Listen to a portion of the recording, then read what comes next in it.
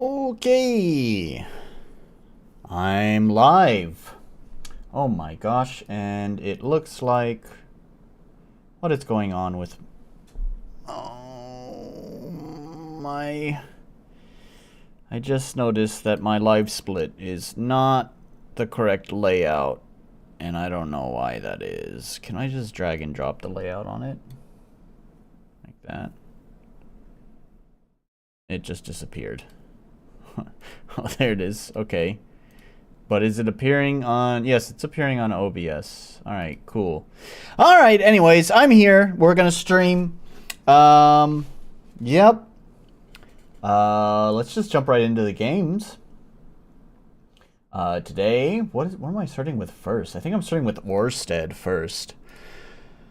So Orrstead. Orrstead is a town builder game. It's a game where you build towns. It's low poly and it's got stuff going on. Seems fine. It's in a very, very early state. I think both of the games that I'm playing today are very early. Meg's here. Hello, Meg.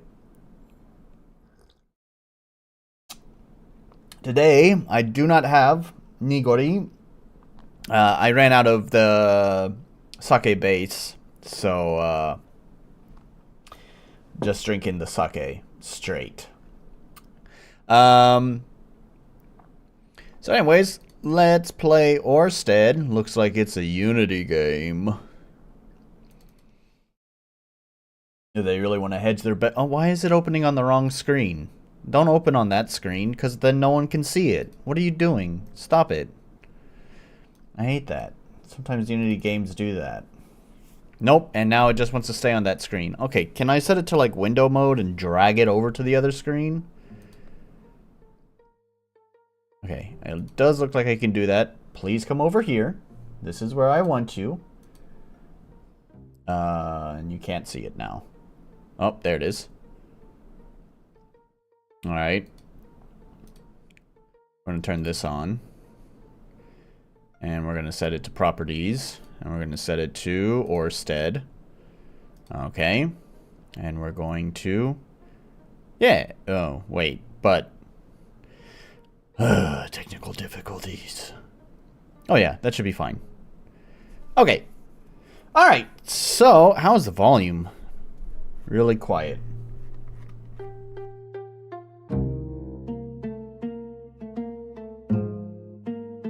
Ace is here. Nice to have you, Ace. Take a sip to that. I don't know how long Orc has been waiting. I'm even surprised to see Orc here, because Orc has been MIA in the Discord, because he's been busy with his new job, I think. This is some wacky music. Definitely sounds like some notes being plucked.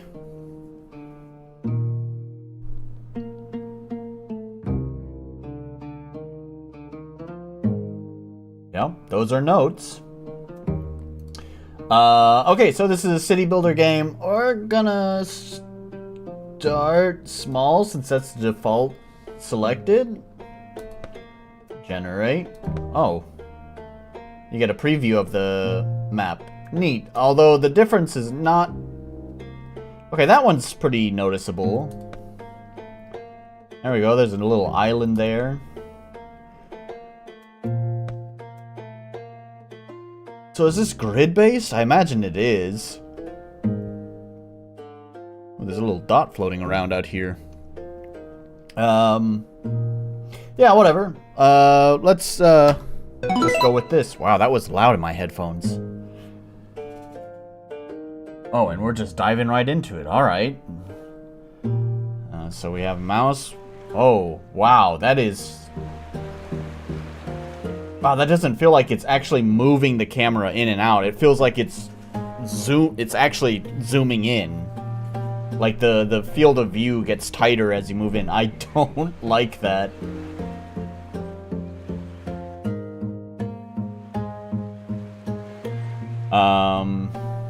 Alright. WASD to move. Okay. So you got angles that the camera snaps to. Oh yeah, that looks choppy in OBS.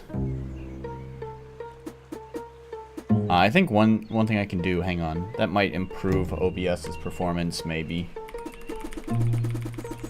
Slightly. Alright, cool.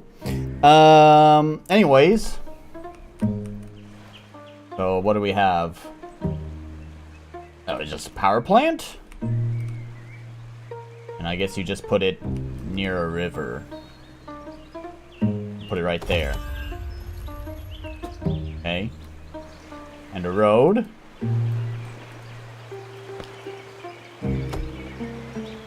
Where's my money? Up here. Okay. Can I just click and drag? Yes. But now what? Chop? I don't need to chop any of that, though.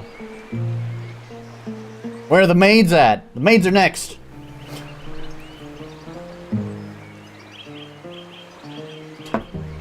We got none.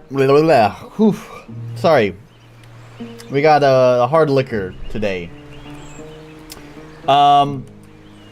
We got our non-RPG Maker game, and then we're gonna play our RPG Maker game. I can only build roads. Oh, the quest is to chop 5 trees. Did I fuck myself, though? Because this is weird. Why do you have quests in a city builder? I thought we got maids building towns, but it's just known. You bet your ass! Get clickbaited, son! It's 2 different games. We have a maid cafe game and a city builder game. My disappointment is immeasurable. My day has been ruined. So what? I just...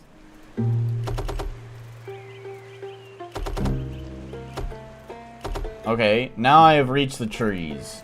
Do the chopping thing. Oh, I have to do it? I don't just send people to do it? I'm chopping. What?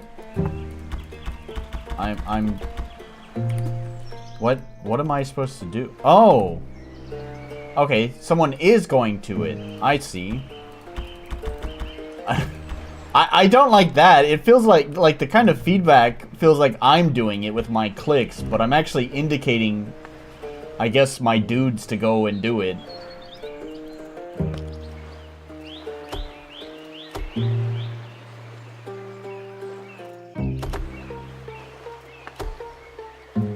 Alright, let's deforest this bitch.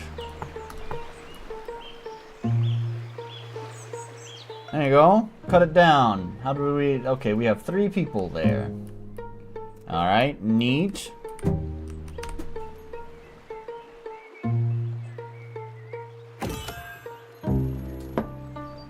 Oof.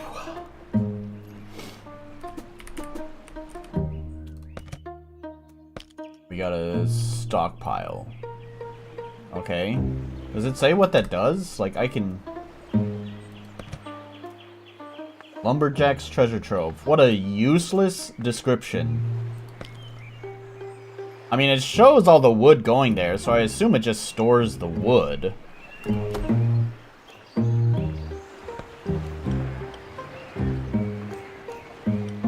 But why do I want to store the wood?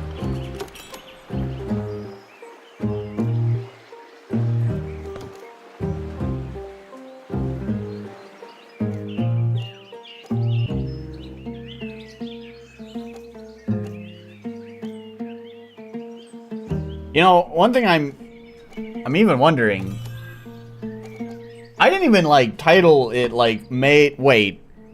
No, the title of the stream is, like... is, like, this game's gonna replace City Skyline or something like that. I don't think it mentions anything about maids, right? I don't even know where you got that idea from. That's just on you, man. What's this, a house? Home sweet home.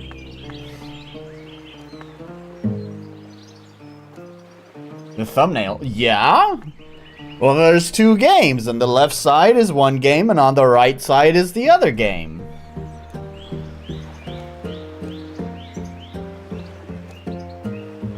This music is so fucking... What is this music?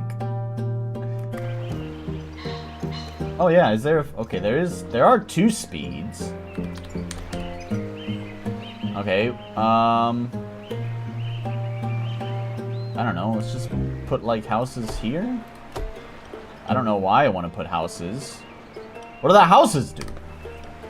It just says home sweet home. We having a double... hell yeah. I mean, I usually play at least 2 games. Mason Maids.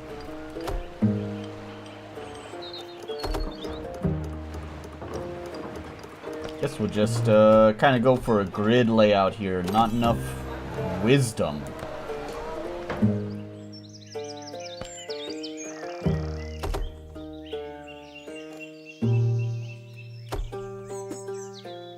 Alright, dudes, do some chopping. Destroy this forest. Get rid of it. Build 2 wheat farms. It would be really nice if the descriptions told me were a little bit more informative. Why does it have to be way over here? Why can't it be over here? Oh, okay, I see. So these are... Can you tell a difference? Yeah, I guess so. It's like really green, and that's like slightly green. I don't know if that's... I don't know. The feedback's a little bit weak on this stuff. It is early access.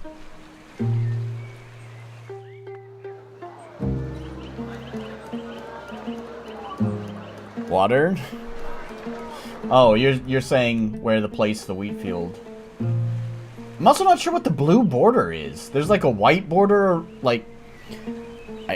if you look, like 2 tiles... There's a 2-tile radius from my wheat field that's white, and then like 2 more tiles, there's like this blue radius. I don't know what either of those mean. Is that like how large the field will be? I have no idea. I'm gonna put it there. Why do these have exclamations?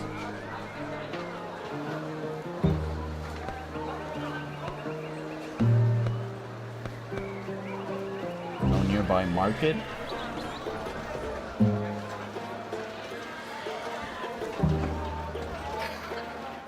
Did auto-assign houses to a rice field?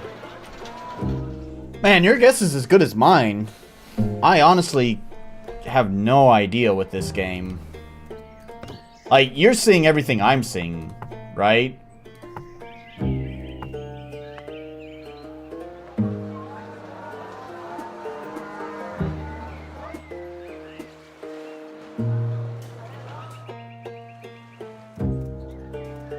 There's not really a lot of... It's not very clear on, like, anything, really. I mean, it's... The quest is clear.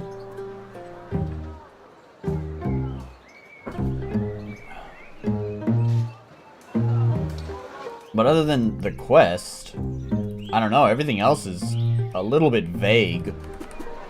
Because, like, all the descriptions, too, right? Like, home sweet home. Oh, okay, neat. Nice little flavor text, but, like, what does it do? Same thing for our lumberjacks treasure trove here, our stockpile. Like, I can make a guess with that one, what that does, but still, it would be nice to have a little bit more description there saying, store your lumber here. Is it being tended to? Is that what that is? Guessing so.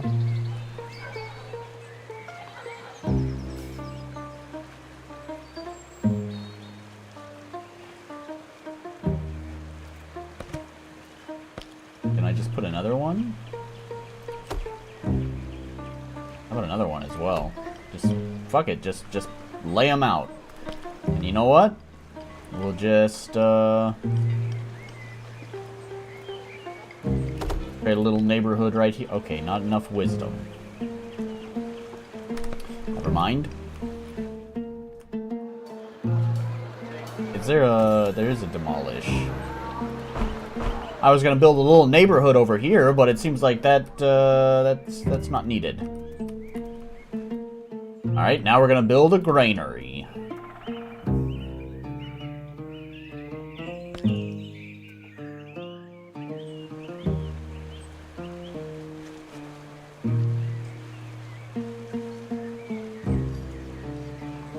Put it right there. Try to use up these tiles. I wonder if they can walk across the tiles. Like, if I put another farm right here, can they walk through it over to this one? Can I build another one? Let's find out. I mean, at least while it's being constructed, it looked like he could.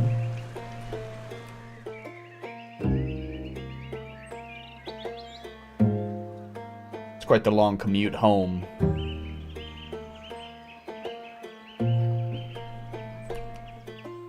Where are they going? Oh, they have to... Oh my god, they have to get the wood from here and go all the way over there. I've made a very inefficient town.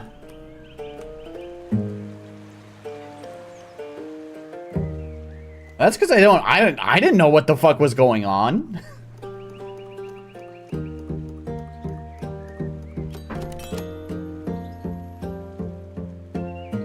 I don't know. I don't know how long you're supposed to play on a single map. Like, I know in City Skylines, like, you could play on a single map for, you know, basically your entire time with the game could be on a single map.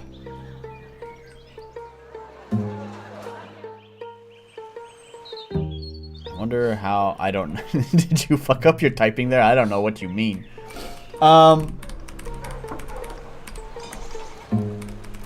Like, if these are just meant to be, like, short little, like, build a town, you get through it all, and then you're done and you move on, it doesn't seem like there's that many options. But that could also be because it's early access. Maybe in the future, they'll add a whole bunch of other, you know, city development options.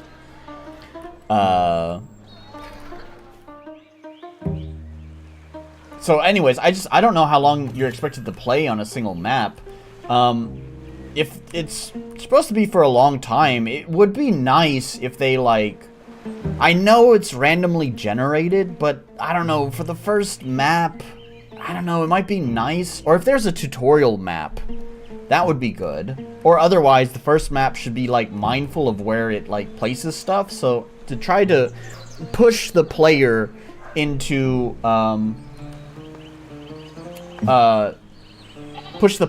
like, putting everything around nearby so they understand, like, so that they don't accidentally make inefficient disasters like this.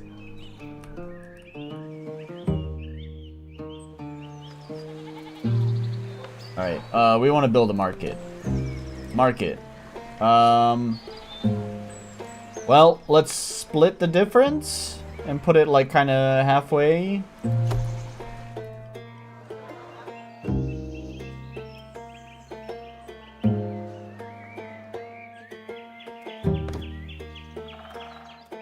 How much wood do I have? 9. What is this -1? -1 meters? 1 per minute?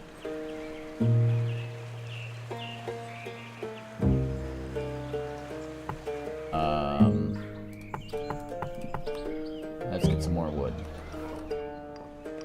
Make more shit.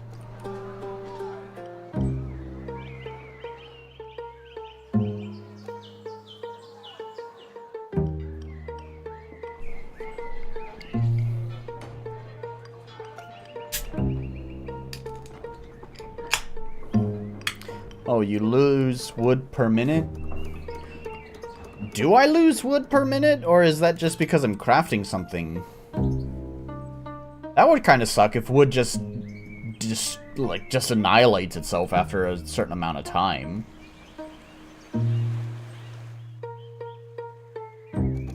Is it like because there's an upkeep or something?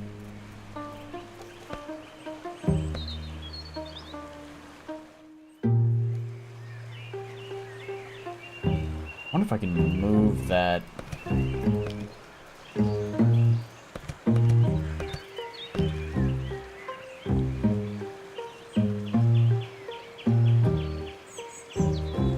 Put that there.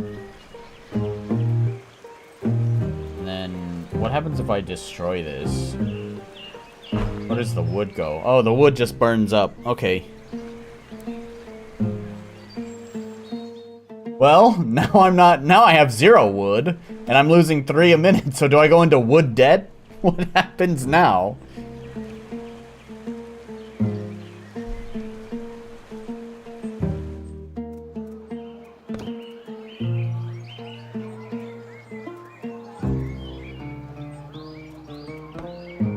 Why are these still, like, have the exclamation points? What's going on?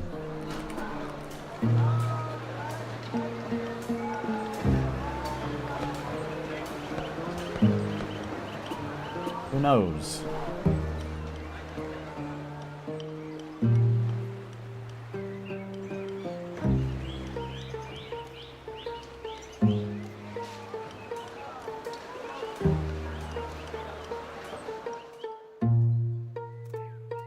Okay, we need to reach a population of 10. So how do we do that? Do I just need more houses? But does this one have... No, it's vacant.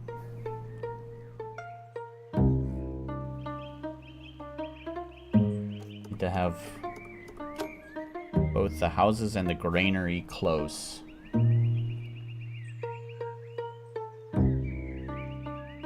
Oh, probably within... Okay, I see. Yep. You're right.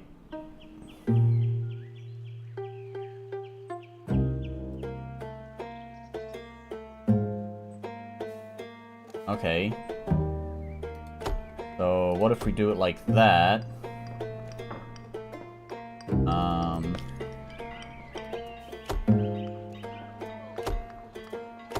Actually, wait.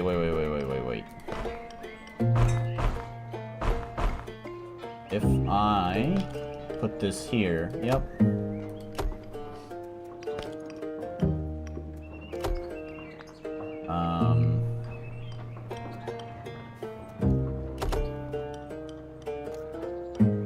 Close to the market. Yep, I got it. How? Okay, so that's like the limit there.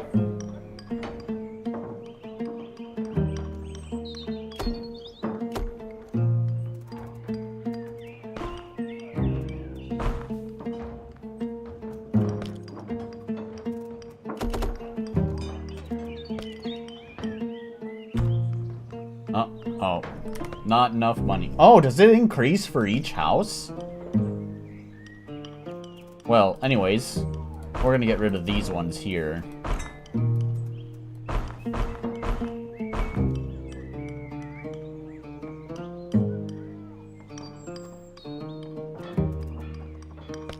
Yep, the cost per house has gone down.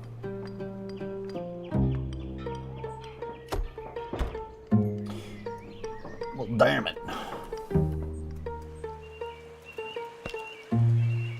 Oh, is the motherfucking wood? God damn it. Can I not build a bridge? Damn it.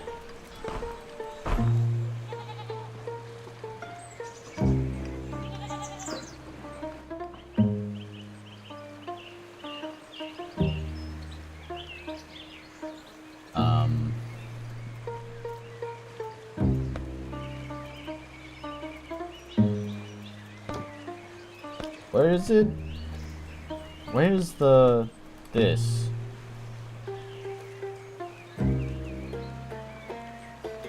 No access to wood.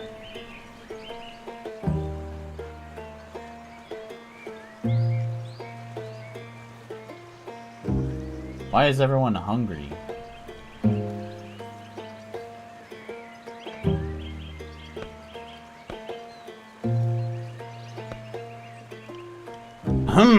I think I fucked this. Alright, I want to start again. Because this sort of sucks. See, I don't like that. Because basically I fucked up because I didn't know what the fuck to do. That feels kind of shitty. Here, I think this is going to be a good map. Because we have the fertile land here right next to a bunch of trees. Like, this is what we want. But I didn't know that when I first played it. Alright, so...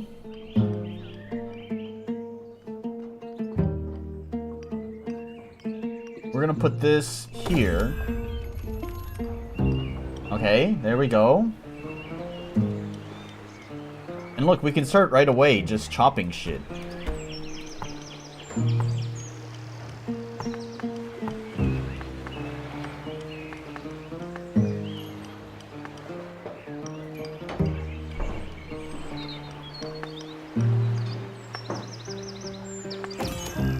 Okay, now we can just dump a stockpile, like, right here. Yeah, that's, like, no good land anyways, so...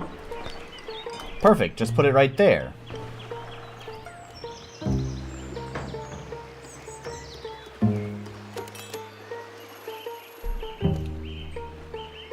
Stock 6 wood, no problem.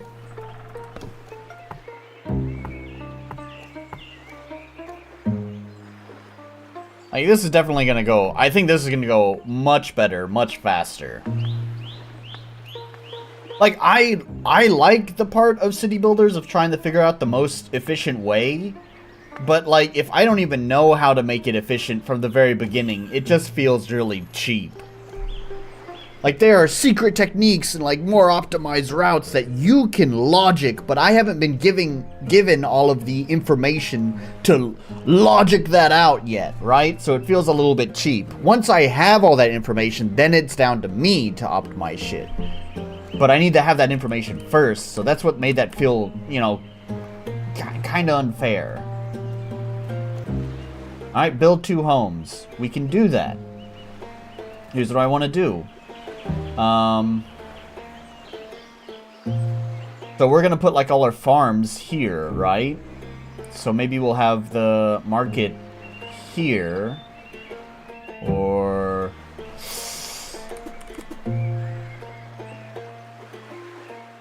hello, Mr. Applecraft. Nice to have you here.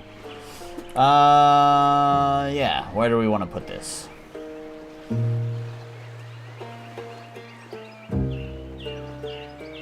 I think we'll put, like, the market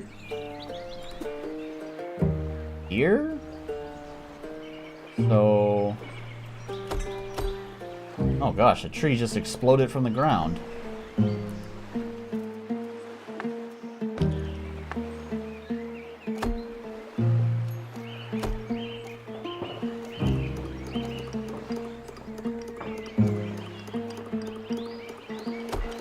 There we go.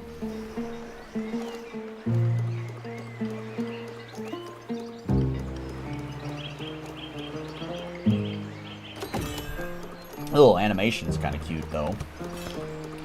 Alright. Nope, not enough wisdom. You require additional wisdom.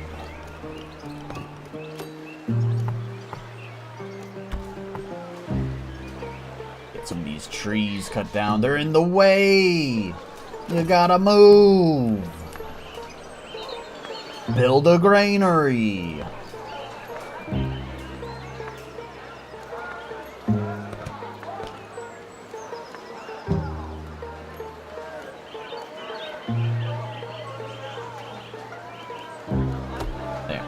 There.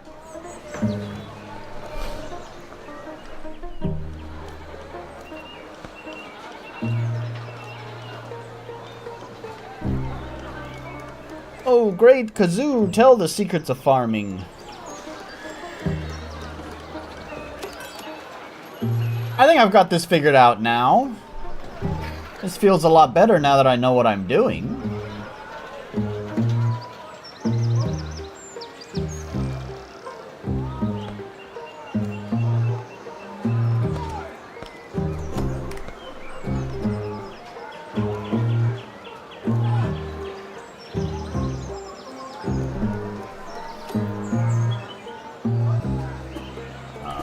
How many people do we have? 4. The people the people icon looks like temperature for some reason. It's like a thermometer, but it's upside down. My brain keeps thinking that's not people.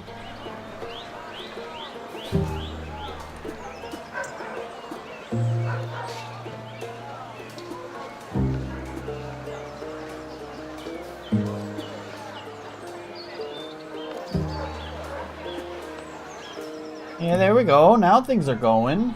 Look, I even have a little bit of downtime. We can speed things up. Just wait for things to collect. There we go. Now we have the market. And now we can put the market here. Look, everything is so efficient. It's all, like, connected together.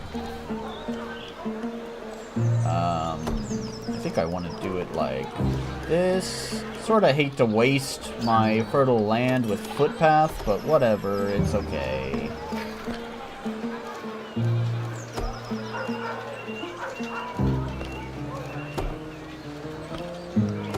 There we go. Get some houses built.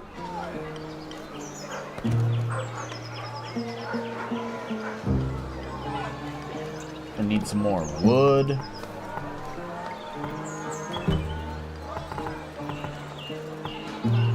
Chop all that shit down. Get rid of all of it. I wish there was a faster speed, because even 2 times speed is a little bit slow.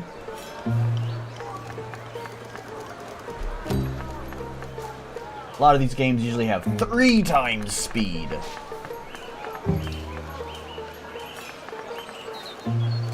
Yes, my workers, yes.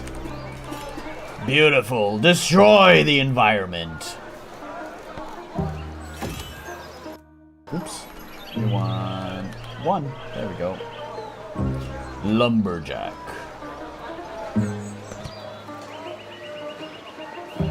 Ales of timber. What does that do? Automatically? I don't know what. Efficiency 40%, 50%.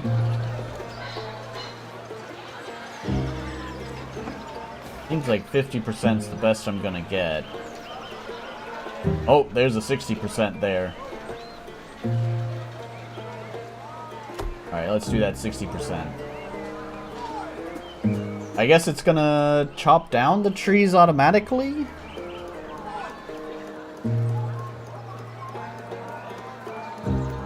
If I had to guess.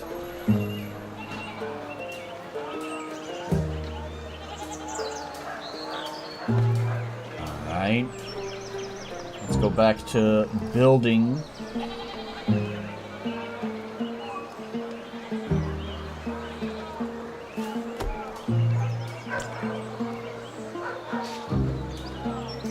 Yeah, we want to put that one there. Put that one there. That one there. There we go. All of those houses just right clustered around the market. It's perfect.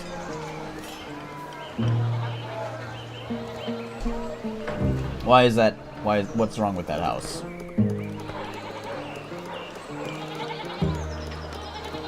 Oh, it's satisfied now. Okay. But do they need to collect the wood? They do need to collect the wood. Alright, then we gotta get a road from... Can I get a road from there to... Maybe not, but they seem satisfied just walking over there.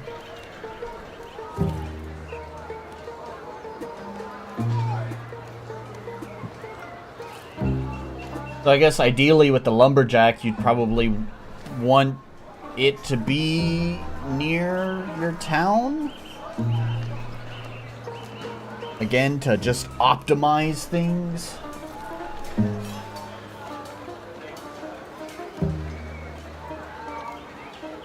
Oh, you have like randomly generated quests? Weird. Alright.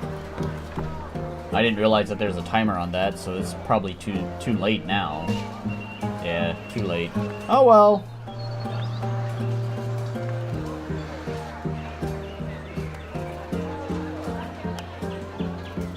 Alright, we got some bums just standing around. We need them doing stuff. Is there a limit to how much grain? Out of wheat. Okay. There is a limit, but looks like we are quite far away from hitting that limit. How many people do I have? 14 people. Doing great.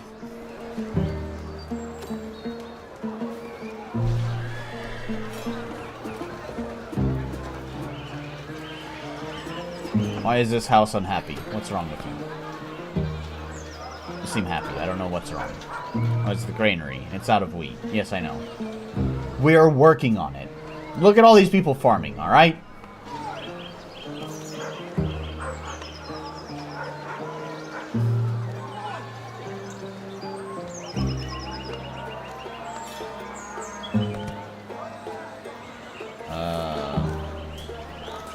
In fact, I wonder, sawmill smells like sawdust.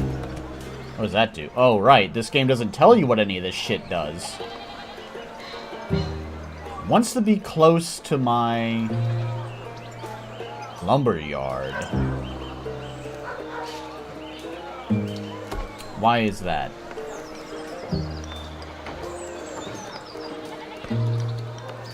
Could have done more unique icons, would have made it easier to understand what's going on. Yeah.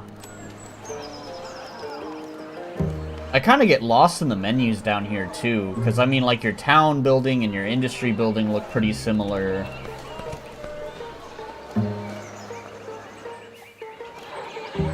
Yeah, this game's not very good at relaying important information. Oh, we have to chop a tree back up. Go do it. We have some idle people just standing around. Look at that. We can't just have idle hands. What are you guys doing? Let's get some more farmers out there.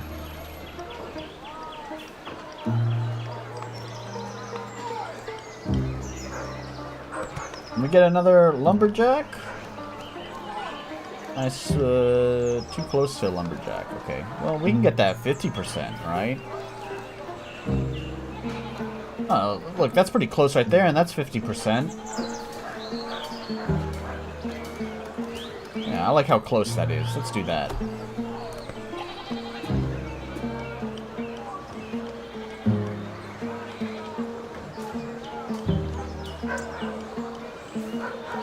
It would be nice if I could know my maximum possible population. I think I maxed out here. So we need to make another little housing block. So let's do another market. Do kind of the same kind of layout on this side. Except, I kind of want a road extending like this.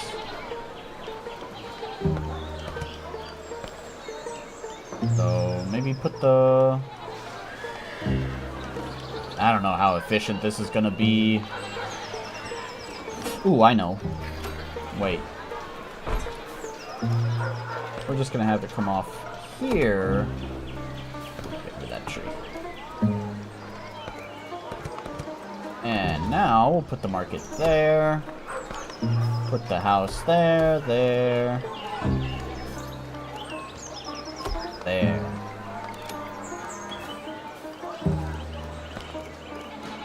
There.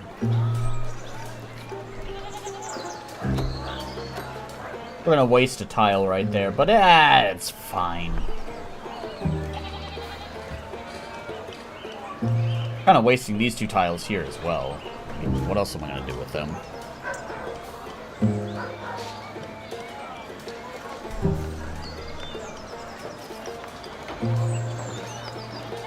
Looks like we're gonna need more lumberjacks.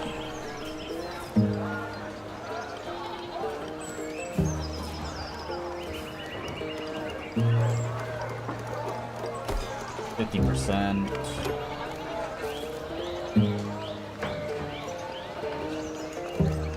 50% there. That should be fine. 2 more lumberjacks. I think that'll be okay. Not really using the wood over here. We'll cut that down because we're kind of in need of wood.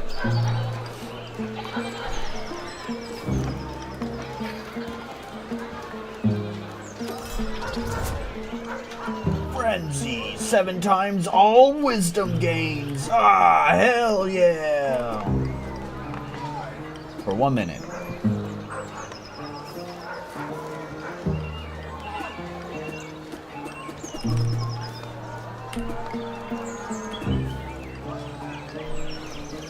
Yeah. Well, now that I'm getting the hang of this game, it's feeling a lot better to play. It's sort of just the introduction that I think really kind of sucks. The lack of, like, meaningful descriptions on any of these items is, like, a huge pain point for this game. I like the idea. It's a pretty simple, straightforward, kind of casual city builder.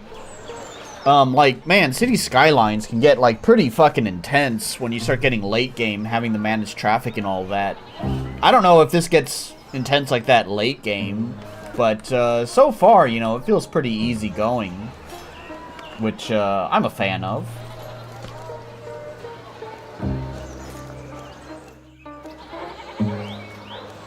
Is this within the range? No, not within the range of the market. Oh, but it can be. If I... See, this is what I'm talking about. Like, I just need to extend the path here. And instead of having it like that, we get rid of... I can't see! There we go. We're gonna need to fix these. Oh, that... Wait, no, it should be fine. It would just be like that, and that, and that, and that. Oh, not enough wisdom. Wow, that house is getting expensive.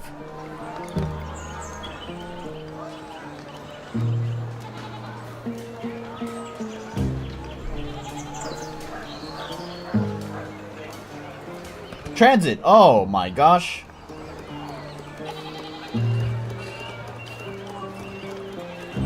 Oh, you got a bridge. Okay. That's what I needed in the last level, was a bridge to fix my mistake. Now I don't really need a bridge. I'm pretty satisfied with where I'm at.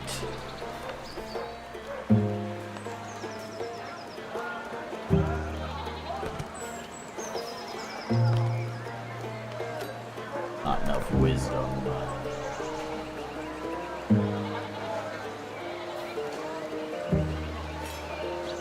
Do we have any idle hands? I don't see any idle hands. Looks like we're pretty maxed out.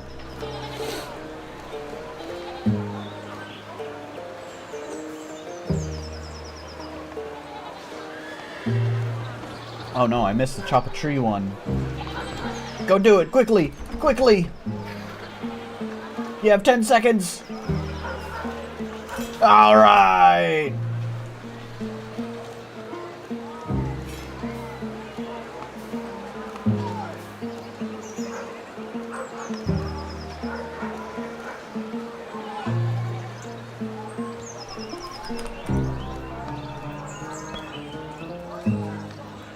Still kind of having a tough time keeping up on our wood supply.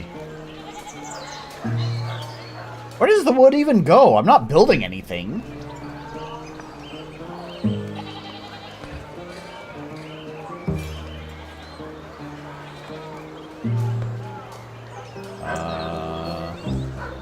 Consume 6 wood per minute. Effect -5 global happiness. Well, then why do I want it? What does it do? Oh, it generates wisdom, I think. Amuses me that the people that bring the trees to the stockpile put it in there and then take it immediately to the nearby sawmill. Yeah. It only generate, like, I'm generating 1.8 thousand per minute. Oh, that's 6 per second. That's so confusing. It uses minutes here and then seconds here. Don't make me have to do math on this shit. Come on. Just put it into perspective for me.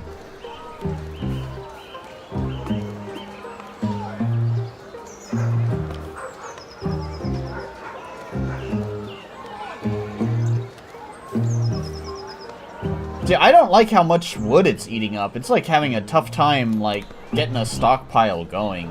Maybe we need another lumberjack? Starting to run out of efficient places to put it. Oh, that 60%'s nice. A little bit far, but...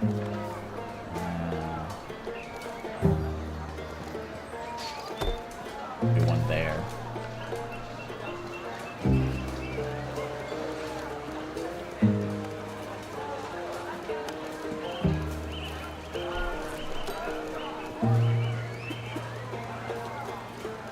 How are we doing on food? Oh, we have an idle hand.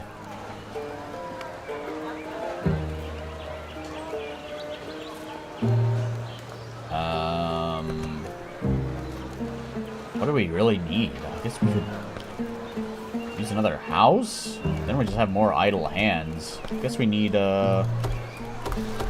more farms. More dots. How are we doing? Ooh, storage is almost full on that boy.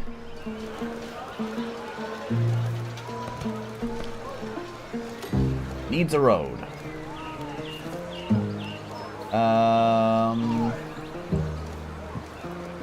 Cannot reach him from there.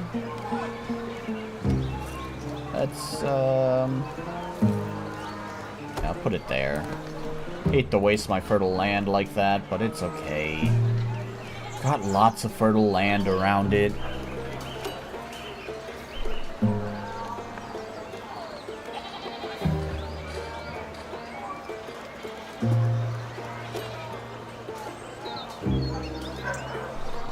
How's the population? Oh, it's only at 25. Oh, I see. I guess a little bit dumb? Wait. Okay, wait. No, that's not right. Housing is 28. Is that how many units? I guess that's how many totally... Okay. That's a little bit confusing. That's how many available units there are for people. So, like, this is how many people there are, and then that's the maximum capacity.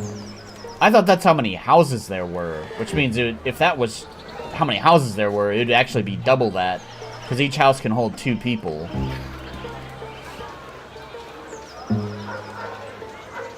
I wonder if I can build just, like, one bridge tile right here. No. I think it needs to go.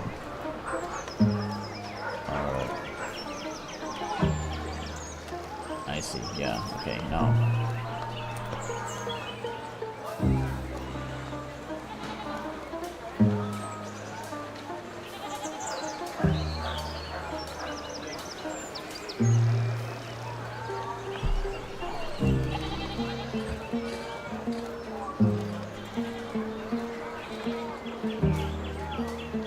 Alright. Right on. Well, we've actually played this for 45 minutes. I'm kind of enjoying it. There's sort of an addicting kind of quality of like, seeing where we're going to progress next.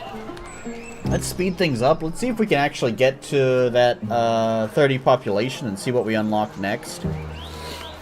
I don't hate this game. I like it, but I obviously can't keep playing it. We have another game to dive into, so I guess I should start wrapping things up here so we can go play the Maid game.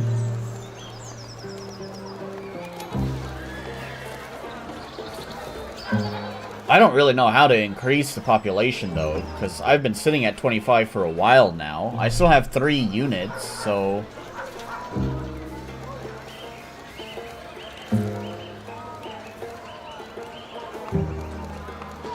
Increase happiness to let citizens arrive?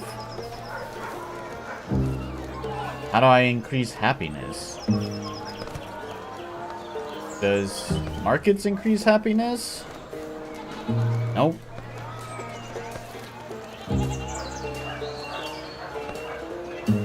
Have an idle hand there, too. Yeah, I'm a little stumped. It's not like we have any sort of entertainment spot or anything. There's like one sawmill, which decreases happiness, but it's only decreasing it by...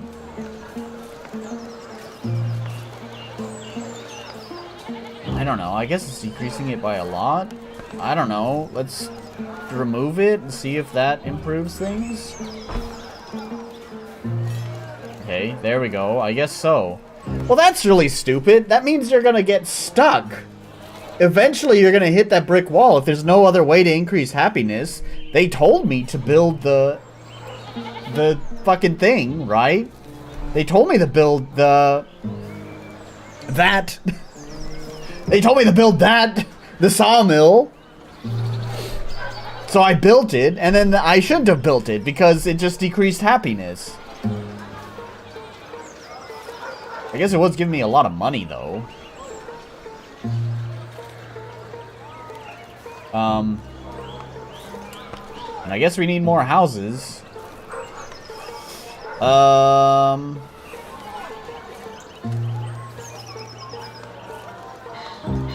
Let's see, we have this fertile land here, so what I kind of want to do now is we're going to kind of have this little, we need a little bit more room on this. So, fall. Oh, how are things gonna change now?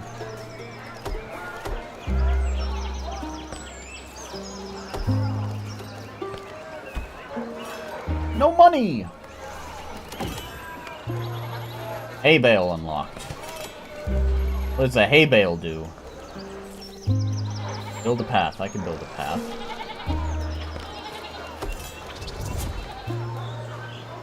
Build 2 hay bales. Where are the hay bales? What are the hay bales? Here. Ranching.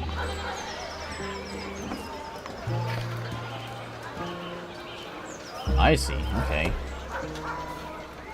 Well, what do those do? Gosh, I wish this game would give me more information.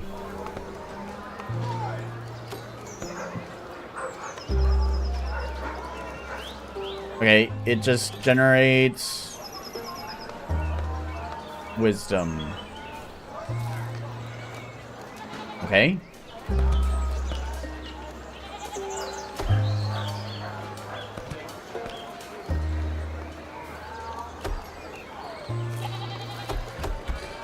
Oh, no wisdom. Alright. Wait, how expensive is it? Oh my god, it's 4,000 per?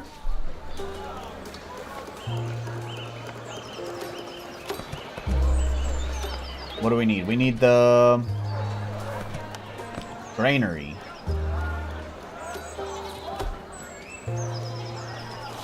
This cute game seems soothing, but yeah, info please. Yeah, man, info is just lacking on this game, man.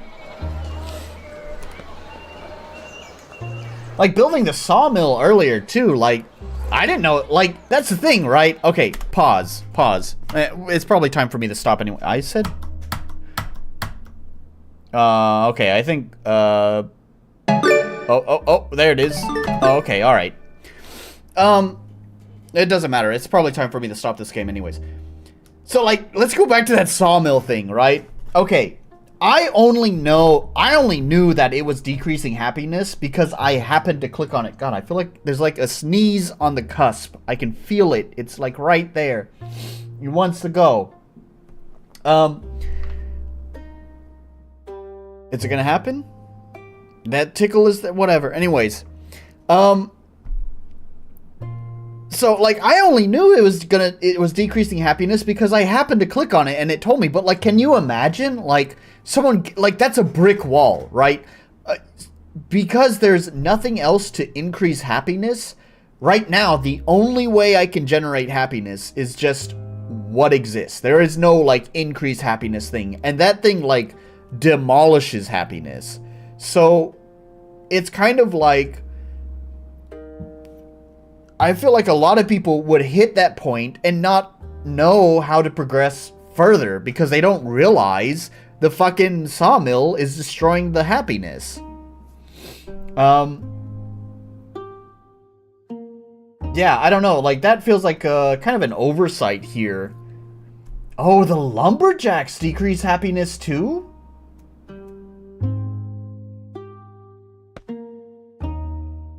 Oh yeah, they decrease happiness. Why? That feels... This feels kind of strange to me because, like...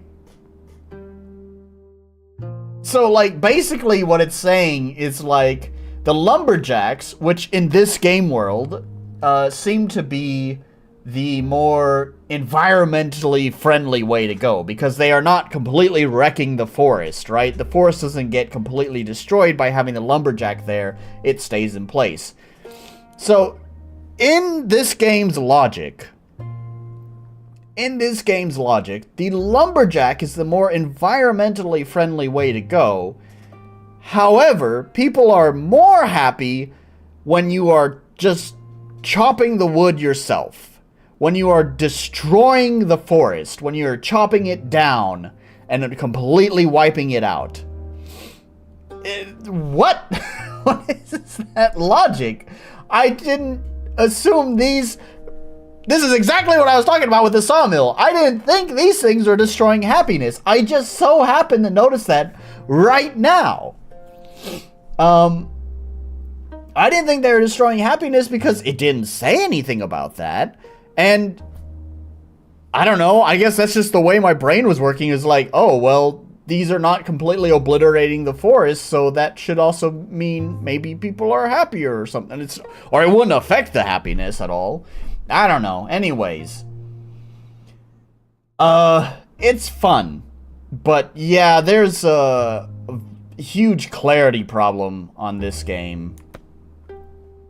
Can I save? Yeah, there we go. It's just new save. Cool. Alright. Anyways. Oh, back. That's weird. Okay, anyways. Alright, I gave that game a lot of time. Yeah, it's cool. I like it. But my gosh, does it have a clarity problem. So we'll just jump right to that and say clarity right there is a 0. It's a 0. Accessibility, I didn't really like check the options very much. I did glance at it because I needed to switch it from the wrong screen over to my main screen. And I actually feel like there wasn't that many options. There weren't really any graphics options other than, like, you know, VSync and the window, whether it's going to be full screen, borderless, or windowed. So it's also going to get a 0 there. Balance, gosh. I almost want to say no on the balance, just because like, the relying on the random generation, especially if it's the player's first map, and especially when they don't clarify anything, it just feels really unfair, right? Because it's like, I don't know anything about the game, and you're not explaining anything to me about, you know, the different buildings and stuff like that. So it's like a noob's trap to start the game and build an absolutely horrible city because they have no idea what they are doing. So I almost want to say the balance is a 0 as well. Unique identity is... I also almost kind of want to say no, just because the low poly thing has been done quite a lot. There's a couple of city builder games that I think take a OBS disconnected. My gosh. Okay. What is it? Dorf Romantic? I was gonna make it 2 words, but yeah, anyways. It kind of has vaguely... There's a little bit more artistic, painterly style to it. Actually, this is much different. Never mind. It's actually quite pleasant. I should play that game. There's also another one. I talked about Obo Shoes last time, I think. This is another game that he played on one of his streams, Urbo. This one for sure has, like, kind of a low poly, simple aesthetic, and it's a city builder as well. This is a puzzle city builder, though. So So anyways, I don't know. I kind of also want to say it doesn't really have a unique identity either. Gosh, that sucks for it. I'm gonna be... It's a fun game, but like... It's got a 1 on grade. Because... the balance sucks, the clarity sucks, the accessibility sucks. And if it can't get these, then of course it doesn't have polish. And it doesn't really have a unique identity either. That's too bad. It's fun, but also, it's a 1. Yeah. That's rough. Alright, you're gonna have to give me a moment. This, like, sneeze on the cusp here is bothering the hell out of me. I gotta fix this. So... You'll have to excuse me for just a moment. I muted my mic too quickly there.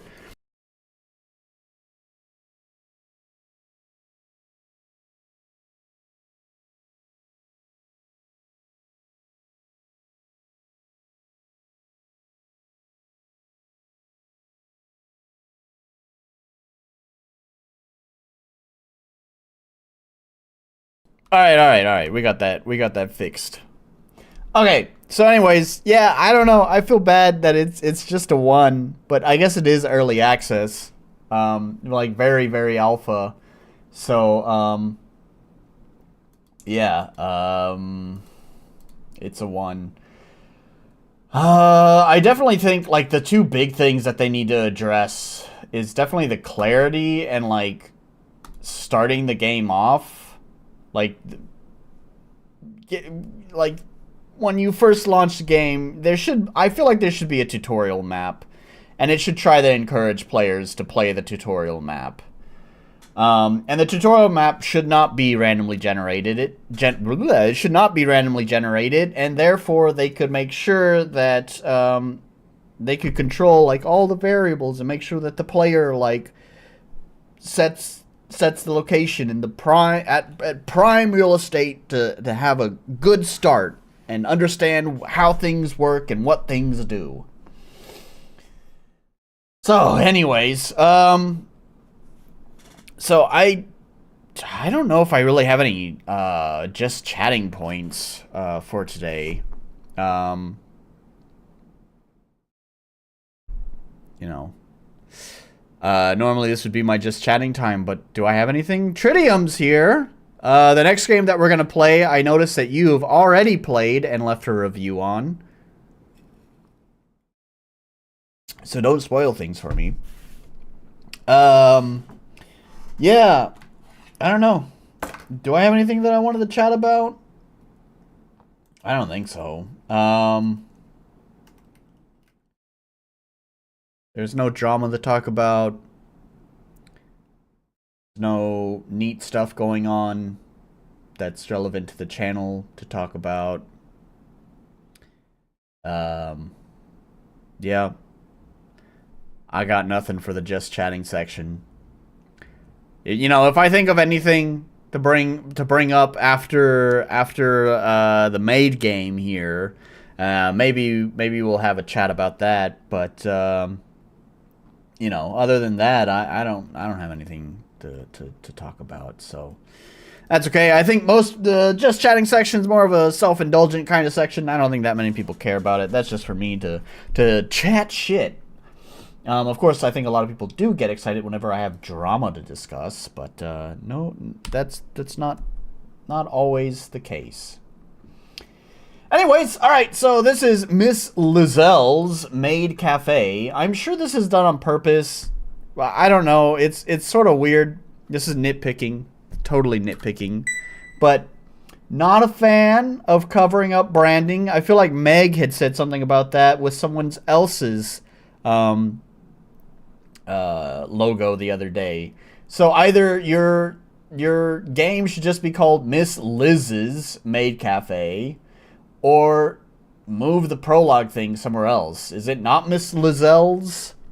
I don't know. It's just weird to just, like, slap that over it like that.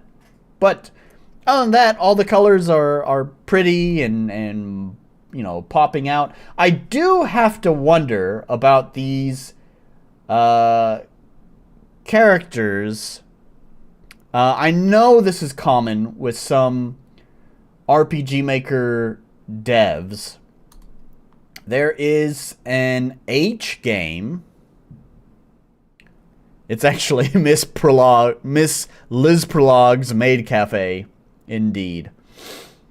There is a popular H game that I've seen a number of RPG Maker devs use as basically a character generator for bust art. The game is called Koikatsu, and it has a pretty robust character creator in it. It is an H game, so it's about making a robusty lady with its robust character creators, so you can watch her get railed. I am not saying this person has used that, because I am not familiar enough with the output of that game, but these do appear to be 3D models, so I do wonder if they just used Koikatsu to make the characters and then yeah, just crop the background out. The character creator in Koikatsu, I do think, has, like, you can change the background, so you could just green screen, like you could just put a single color and then just key out the color. So I do wonder if that's what they've done here to get these characters. If that is the case, now again, this is all, like, I have no proof of this. I'm not accusing them of anything. I do just want to mention that this has been discussed, and it's technically against Koikatsu's rules because you are using their assets. I think they're permissive enough to allow it in, like, free stuff, but you definitely cannot use their assets in your commercial game. Technically, this game is free, so even if that is the case with this game, I think they maybe might be safe. I don't know. I would definitely double check the terms if they are using it. Again, I don't know what they are using to create these characters. Maybe they're just skilled. Maybe they're just a skilled blender artist and just made the characters themselves. Who knows? Anyways, this is a game we're playing. It's lovely. These pictures are a little bit chunky, but you know, it's fine. I like how it's just bullet points with clear titles. So one thing I do wonder about is this Myth Atelier. I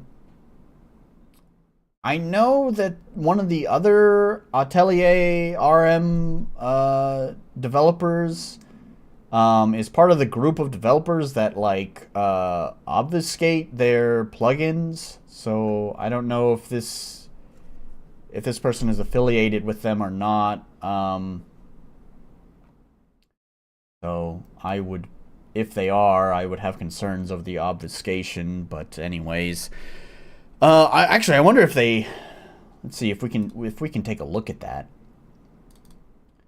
before we even launch it. Oh, did they package it into an exe? They used the Enigma thing, didn't they? I think they did. Or did they use the cook tool? Did they use Ace's cook tool?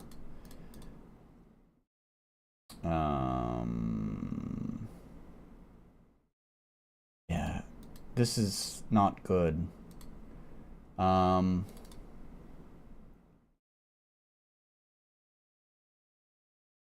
Yeah, I think they just used the Enigma thing, because cook tool doesn't do that.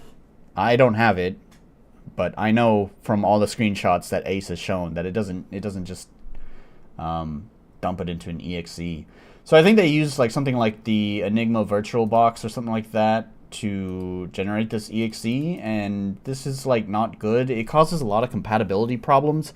It also causes problems with some tis Enigma, yeah. It also causes problems with some, I don't know, sometimes Windows might be weird. Windows does not like exes that are like large in size. So, yeah, I don't know. I don't think it's a good idea to do that. Unfortunately, that means what I was going to do is I was going to go ahead and just kind of snoop through the files. If it wasn't packaged like this, I could check the plugins they are using and see if those plugins are obfuscated or not. I guess we will never know, because they have packaged it into the Enigma VirtualBox.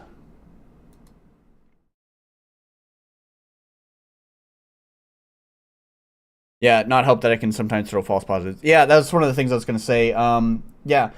Oh, it's... Wow. Why have... Okay, it's loud.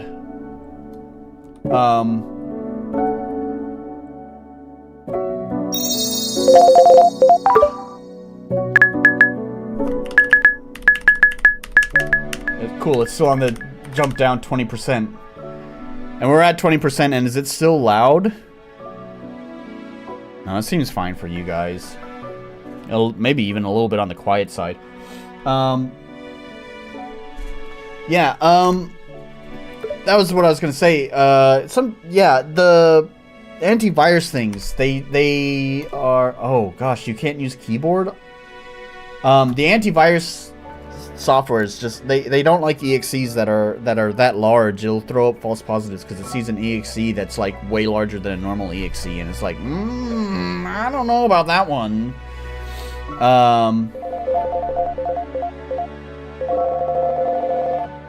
I do like how it's, like, a regular mouse-driven menu.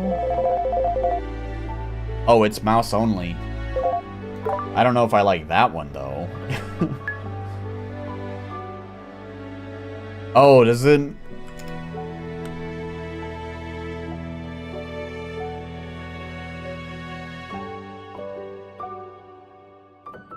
Oh, yeah, intuitive mouse-only experience. Yep.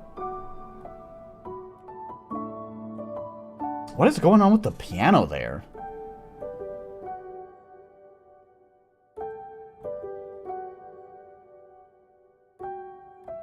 Yeah, I have a profile error message.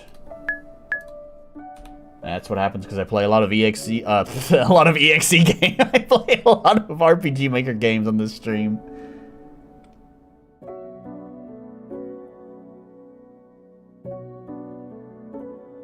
Yeah, oh, I don't like the piano. It's very subtle. It's very subtle, but it has like this, wow and flutter on it.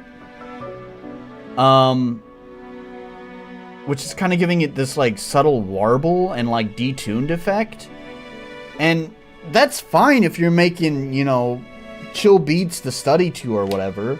I don't like it because this song is, like, not trying to be that.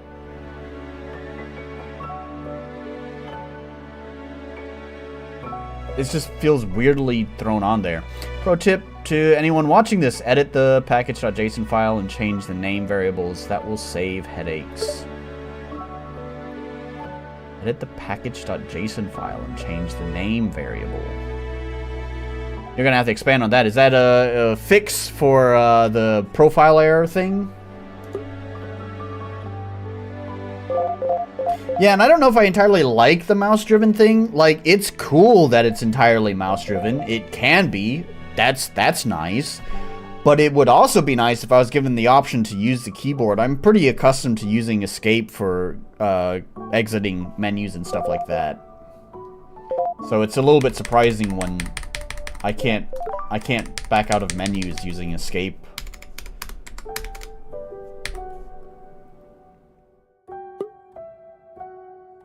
So, alright, anyways, we'll start the timer, start a new game.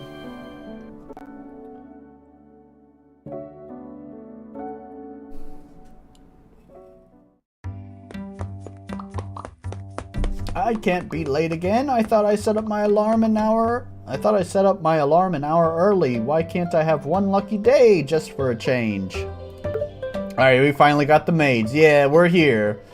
Oh, crap, ma'am. Verity's already inside, and I'm all sweaty now, too. I need to hurry up and hope she doesn't notice me. Sort of weird that they have the quotation marks there. There's also 2 periods there. And I don't know if this is just because I don't really feel drunk, but I suppose I have had a whole sake glass and yeah, is that text supposed to be readable? I don't feel drunk, but I suppose I have had a whole sake glass and half a beer. So I don't know if this is just me, like, not being able to read this very well, but it's worded strangely that it doesn't exactly roll off the tongue.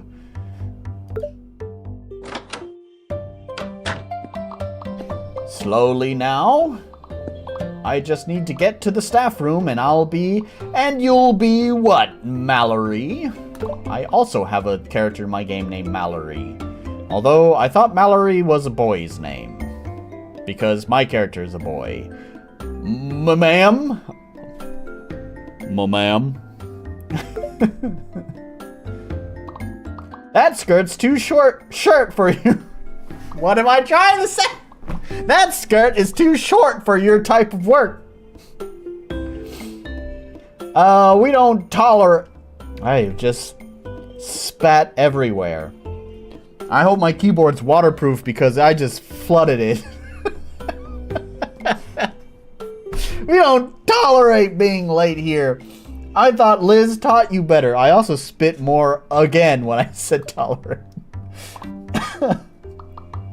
Anyways, good morning. She won't be coming in today. That means you're going solo in the meantime. What? Why? Is Miss Elizabeth okay? Something important came up. She needs the time off. Go upstairs, take a shower, and meet me here afterward. We have a lot of work today. But... no buts. I think they got butts. There's a butt there and a butt there. And look at that waist, that hip to what? Why can't I talk? That hip to waist ratio. And that bust to waist ratio.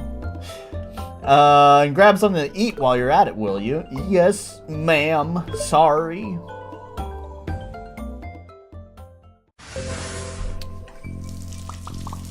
Oh, yeah, man. Am I gonna have to... Alright, I got my finger on the trigger. Am I gonna get demonetized? That was so embarrassing. There I was, trying to sneak around only to get caught. I already have a bad rep with her, and this isn't helping. I hope Miss Elizabeth is alright. I wonder why she had to take the time off all of a sudden. Not exactly my business, but what am I going to do now? Hello, Raph! Starting off with the shower scene already, huh? You gotta rope the boys in quickly. We're really pushing it. Really pushing the TOS here. I'm gonna get my channel striked. Ugh, why do I have the worst luck ever? Not like Mom ever told me stories about her messing up like I do. I can't let his assumption get to me, but ugh. The fact that all dialogue has quotation marks is bugging me. Yeah, why is it there? Like, we know it's a quote. You don't need to quote it. What happens when a character is quoting another character? We're gonna be in... Oh my gosh, are we at a loop? Or is the shower's just done, I guess. But when a character quotes another character, we're gonna be in quoteception. And now, Ma'am Verity will be watching me like a hawk. If I mess up, I might as well get fired. Ugh, it's still early in the morning and I'm already stressed. Come on, brain, let me just enjoy the shower in peace. I feel like this is not my kind of game, and don't get me wrong, I like a good maid, I like a hot anime girl, but this, yeah, I already feel like I'm just, despite that being me, this does not feel like it's, the type of game for me. At least my dress is in tip-top shape. I should head down soon though, but first, gotta grab some munchies.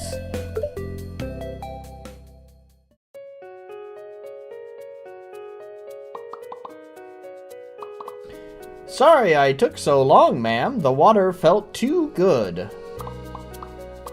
You have some breadcrumbs on your shoulder.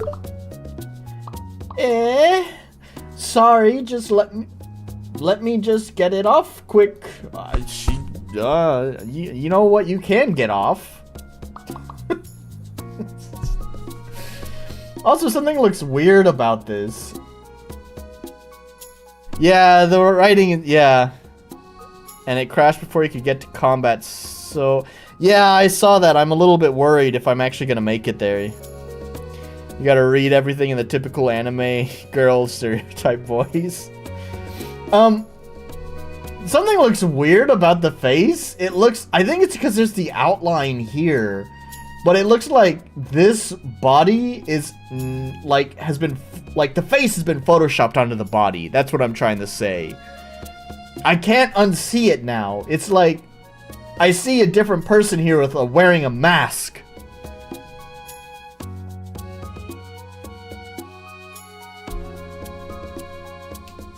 Why does she have snake eyes? Make sure that it doesn't. Anyway, let me explain what your temporary role is until Liz comes back. That was a user error on my end. Should work fine. I just don't want to go through the intro again. Understandable. Yes, ma'am. Being the head maid comes with a lot of responsibility, but most importantly, you would need to lead the service for the others to follow. Because anime. But yeah, the art looks odd. Yeah.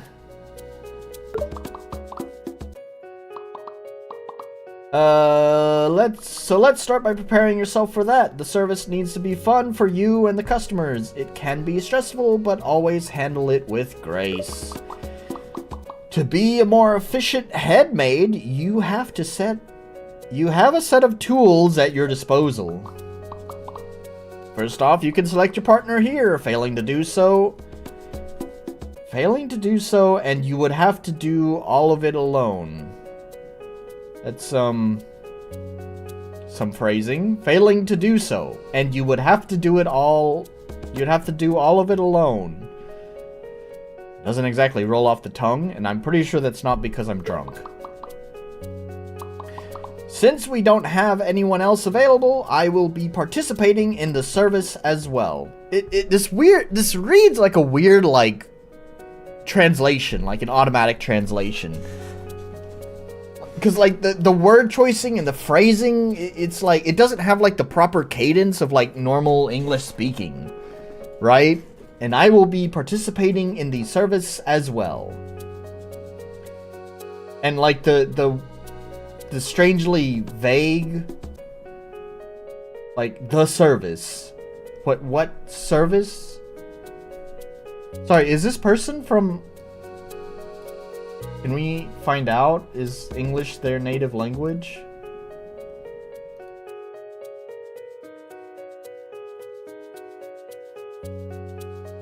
I don't know if we'll be able to find that information out. Partnering with others will make your work easier. Remember, we always aim for customer satisfaction. Are you following me so far? Yes, ma'am. Sort of. Miss Elizabeth only got to teach me some of the basics, so this is great. Good. Let's continue. This is where you can look at the cups you've unlocked. So far, you only have 3 starting cups. Make sure to review them. Where did the mouse cursor go? Nah, it's just my regular mouse cursor. Understood, ma'am. Lastly, this one takes you to the counter where you can start the service itself, among other things. In time, you'll acquire other tools to help you do better, but you must always remember the basics. Hopefully, you are paying attention. I don't like repeating myself. Yes, ma'am. Meet me at the counter when you're ready. I'll show you the ropes, how to handle yourself in an actual service. I could do this, right?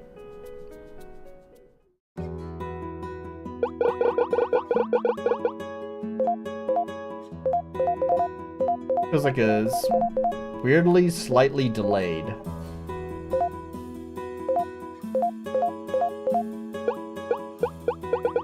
Like, these ones feel instant. Anyways, I don't know. partner select Serpent's Bind. Attacks add a stack of Binding Strain, whatever that means. At 5 stacks, paralyze the enemy for 1 turn. Neat! Binding Strain is removed after 3 turns. Yeah, wait. At 5 stacks, paralyze the enemy for 1 turn. This adds a stack, 1 stack. You need 5 stacks to get the paralyze. But it's removed after 3 turns.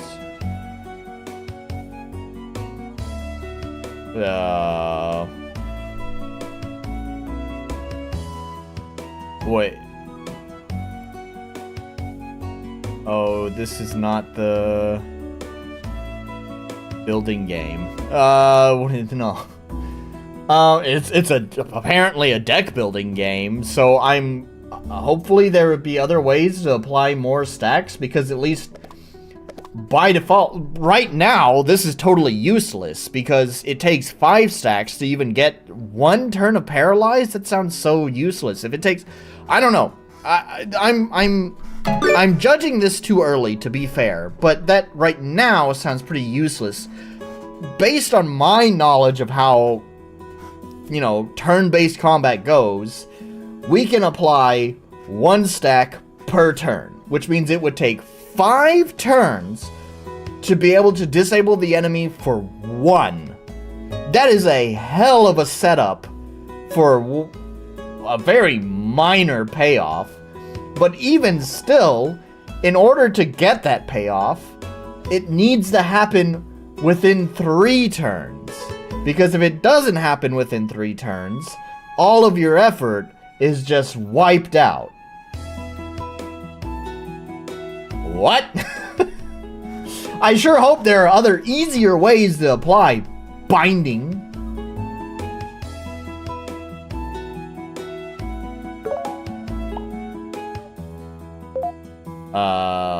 Teacup collection? Oh, okay. Why was that there? What was the point of that? Like, here's some titillation, and now, okay, here you go. I don't like it. Like, I don't know. I'm not a prude. I don't give a shit about some of this stuff. I hate to bring up Blue Reflections because I talk about the game a lot. The game likes the perv on the women in that game a reasonable amount. But, like, I don't know. There's maybe, like, a few scenes in there. Most of the scenes you have to go out of the way to see. There might be 1 or 2 scenes somewhere in the middle of the game that you just, like, can't avoid if you're just playing through the story. But if you really want to perv on, like, softcore porn where you can't even really see anything, then, you know, you'd have to go to the shower and you have to activate it on your own. It's just weird to me to just have, like, titillation just thrown in constantly and frequently just by, like, needlessly. Like, just navigating the menus. It's like, hey, check out the women in their swimsuit. Alright, now you can go ahead and play with the menu. Like, let me get to the fucking menu, man. And like earlier, like, I don't know, like, really? A shower scene at a cafe? I don't know what kind of cafe has a fucking shower. I can suspend my disbelief of that, but it's just so weird. It's like you throw that in right at the beginning. Like, here's a little bit more titillation of here's the girl naked, but ooh, there's the steam clouds. You can't see anything, naughty boy. I don't know. It's just weird. Don't think, just drink. All right. You must pay the boob tax. Parasol strike. Raise parasol. Parasol bash.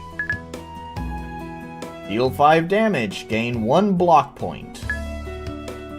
Okay, so we're looking for the bind, right? We're looking for bind because that's our build, right? That's our character. A character can build a stack of bind, and we have to be able to build 5 stacks before 3 turns are up. So that means we need at least 1 other source of being able to apply bind.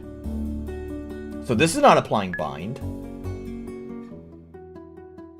And this is way better too! This isn't applying bind. And it sounds like it has the same effect of building 5 stacks. I don't know, we're gonna have to see how this works. But anyways, looks like that bind thing is totally pointless. There is nothing we can do with it.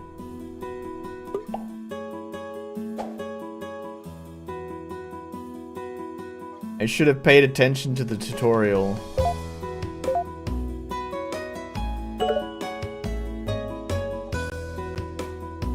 See, that's a cute little transition.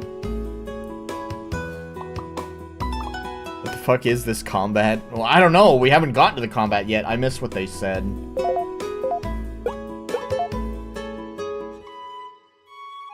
I guess we'll start. This is not appropriate work attire. You have midriff showing there. Your skirt's too short.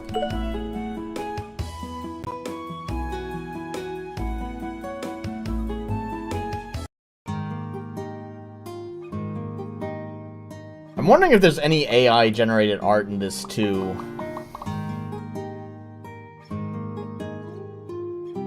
I wish I could get a good look at this. Giving me AI generated art vibes. A little bit, not quite. These are bloomers, no? Are they bloomers? It looked like, to me, I forgot to restart the timer. To me, it looked like it was a skirt, but because it's a 3D model, I don't know, it looked like there's just like, I don't know, the model went funky because of how the legs are. Don't gaslight? What do you mean?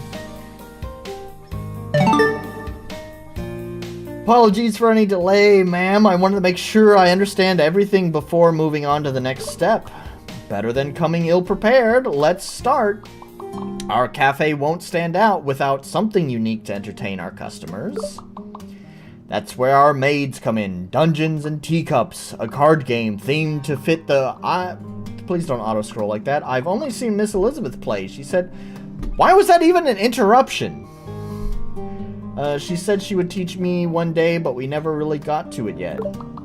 I'd appreciate it if you listen to me first before going off the rails. Yes, ma'am. Sorry. Let's continue. Dungeons and Teacups abide by the roguelite rules. That means you always start with your teapot reset. All rewards you earned except for credits are also reset.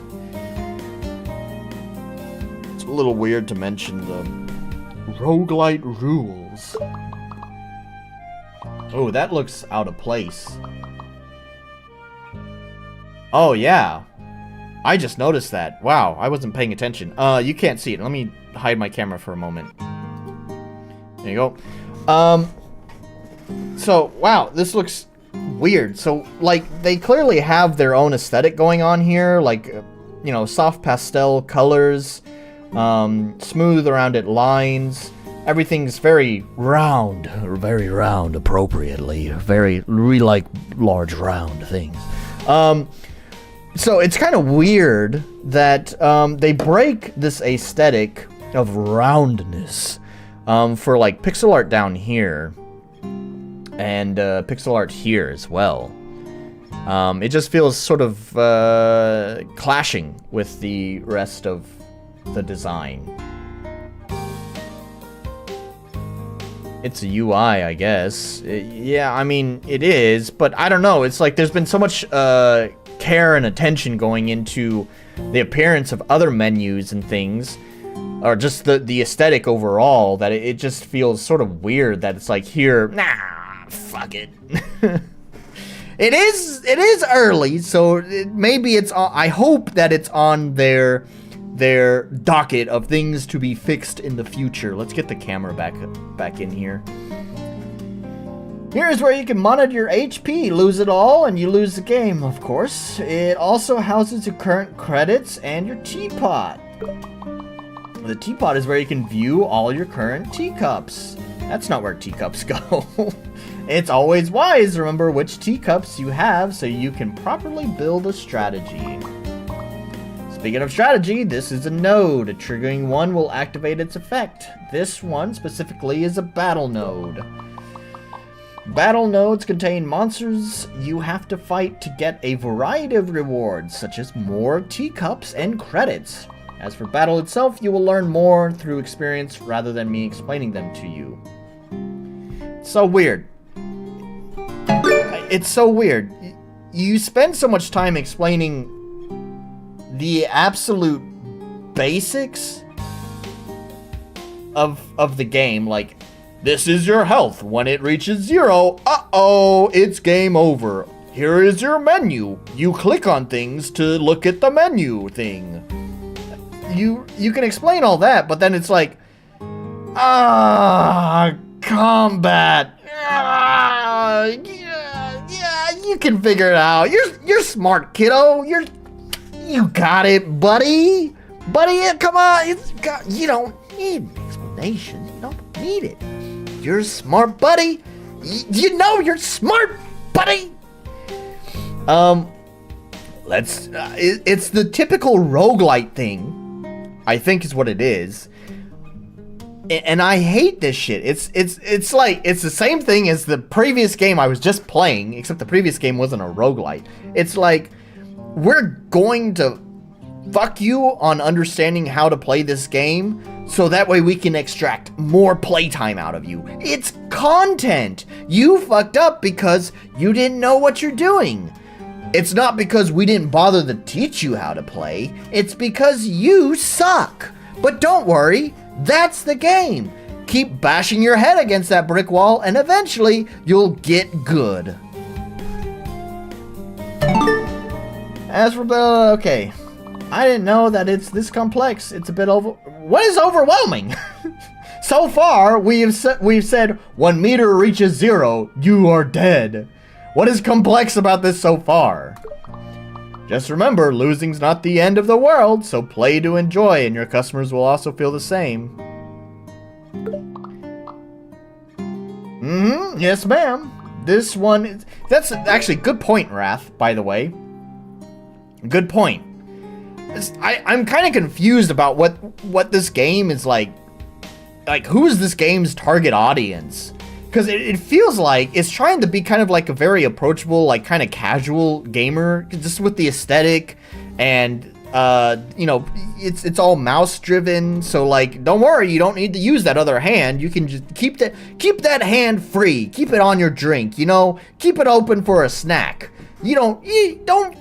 Keyboards are complex. Look at all those buttons. Who has time to figure out buttons? No one has time for that. A mouse, it has 2 buttons. You can count to 2, right? So it's like, it feels like it's trying to appeal to casuals, and then it's like, oh, it's just typical roguelite rules. You know what that is, right? And it's like, but wait, you're kind of trying to appeal to a casual. So do you think the casuals know what a roguelite? I know what a roguelite is, but I'm not a casual. I don't know, like, if my girlfriend plays games, she's asleep. My girlfriend plays games, but she is for sure casual. I could guarantee you, if I said, do you know what a roguelite is? She'd be like, what? Like, so... Like, I'm so confused. Who is your target audience? Do you want core gamers? Or do you want casuals? If it's casuals, you should really probably explain your fucking combat system. You explained the fucking health system. So, maybe you should fucking explain the combat system, and maybe explain what the fuck roguelite rules are. Anyways, target is horny boys that love tea house based combat. Indeed. This one right here is rest node, as its name implies, is a node that lets you recover lost health. That's actually not what the name implies. That's what the name implies as a core gamer. Like, I can assume that because I've played a lot of games, and it's like, oh yeah, that probably heals you, but again, I'm just sort of confused. Like, I don't know who the target audience is. If teacups are your favorite, consider relics as your enchantments. Powerful relics can dictate your overall strategy. Events are a risk and reward node. The teacups and relics earned in events are unique, but it also is possible to yield negative effects. You'll get it as you go. There's no need to overthink about it. Okay. Yes, ma'am. And finally, this is an elite node. The monsters inside them are more challenging to fight, but they also yield bigger rewards. Customer dictates the dungeon layout. Some have modified rules to keep you on your toes. They kind of briefly explained what the concept is here, right? Like, I'm a little bit confused by what the it's a cafe. Why? What are customers dictating? I'm sorry, they explained this, right? It's a card game? Are we just imagining this? I don't know. It's sort of weird. Like, if this is supposed to be like a cafe, I guess, I'm sorry, I'm judging this a little bit too early. We'll have to see how it goes. Just right now, my current judgment is based off of the art that we see here, which seems like very very typical fantasy, you know, whatever, fantasy world art. I don't know, I would like to see, like, if we're using our imagination, like it's a card game and we're at a cafe and customers or whatever being the DM or whatever. I don't know, I'd kind of like to see that, like, have, like, I don't know, let's just fucking see. Let's see if they actually integrate, like, cafe kind of world spaces into it. More creative uses than just generic fantasy stuff. Your goal as the player is to reach the end of the dungeon, the final node. Each dungeon can have several levels with scaling difficulty, and those are the basics of Dungeons and Teacups. Do you have any questions? I think I'm good for now, ma'am. Maybe it's like Inscription, but boobs and teacups. No, it's Dungeons and Teacups. God, get it right. She just said it. Feel free to ask me questions anytime. For today, try out this tutorial map. Familiarize yourself. Tomorrow, you'll play the real thing. Remember, the game's outcome is not the important part. Your focus should be ensuring that both you and the customer have an enjoyable experience. So, question. They've reiterated this point about customers having an enjoyable experience. So, is there a fun meter? I actually think that would be interesting, and that would tie into the concept of this game. So they did not mention anything about a fun meter yet, but maybe it's just a bad tutorial and we'll experience that later. Cast your votes now. Do you think there'll be a fun meter? I think that could actually be interesting, right? You are the maid at this cafe and you are trying to give the customer a good experience. So it's kind of like the meter would control how frequently you can, like, succeed or fail, if that makes sense. Like, sometimes you would have to lose so you could make the customer feel empowered. I think there could be a lot of interesting choices and a lot of, like, play into that. But I feel like that's also maybe too complex for this game. I have a feeling they talk about ensuring the customer has an enjoyable experience, but I have a feeling that's just flavor text. You don't need to give a shit about that. You could completely fucking curb stomp the customer and it wouldn't matter. Let's find out. Thank you, ma'am. Alright, so nodes, teapots. Okay.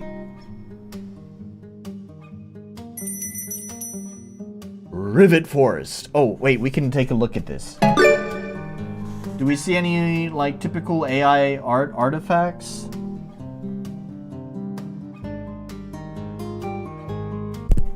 I bumped the microphone. Sorry about that. I don't know. I think it might be... AI has always been pretty good at landscape. There's some weird shit. Yeah, like some of these... I think these are skulls. Maybe. Yeah, that's kind of getting me there. If these are supposed to be skulls or something, they're looking a little bit fucked up.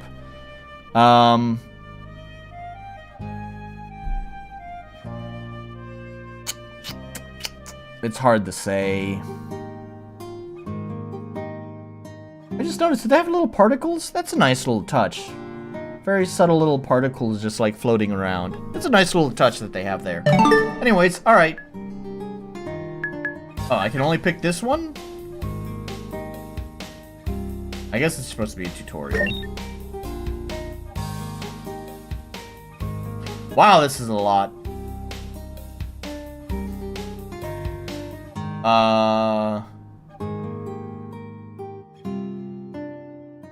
Use teacups. Your status. Enemy intent. Yeah, okay, so we're not, you can't see, there's not really much to see behind my camera. It's still the same UI there. So there's nothing here about like customer like satisfaction or enjoyment. Also, another thing that I think is a little bit disappointing is that it is just an enemy. They didn't call it like customer or something. I guess the customer is probably playing, I don't know, it wouldn't just be one enemy, but I don't know.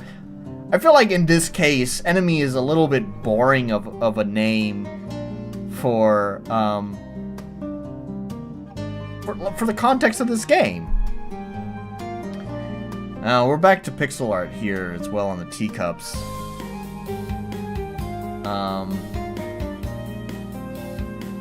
Which actually, I think that kind of answers one of the points I brought up earlier in this game was that I thought that I mentioned that maybe they know Blender and they just rendered the characters there and just exported them as images. But I'd imagine if they know how to render characters like this, they'd probably know how to render teacups. They wouldn't need to use pixel art, because I think they mentioned yeah, these are assets. The teacups are assets.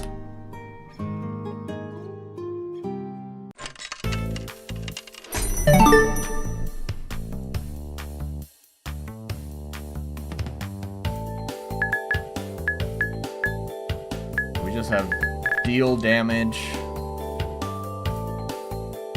counter. I don't know why I need to select if there's only one target. Just do it.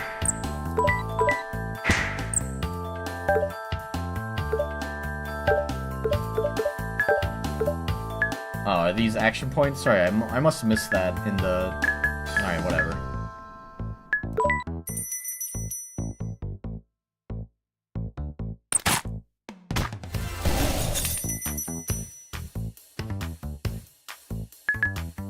Fire so bad.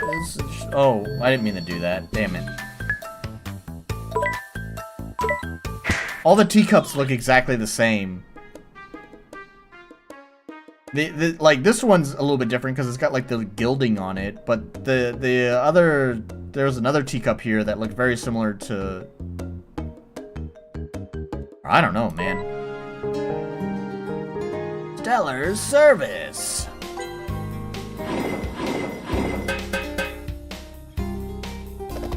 Do you pick one? Yeah. I don't know. I'm just gonna pick whatever. And you rest up.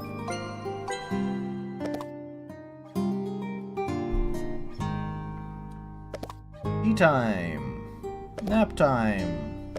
Tea time. Wow.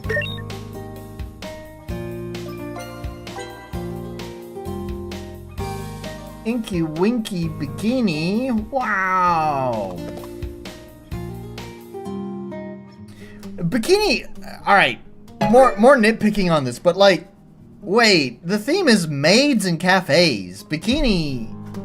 That's the other thing too, right? Because like we saw the picture whenever it transitioned from the menu. There was like all the girls in bikinis, right? It feels like. Wait, what's the kink here? I thought the kink was maids. Why don't we do like different like service outfits? This is casual wear, right? This is whatever leisure wear. Anyways, nitpicking. Just not saying thematically consistent.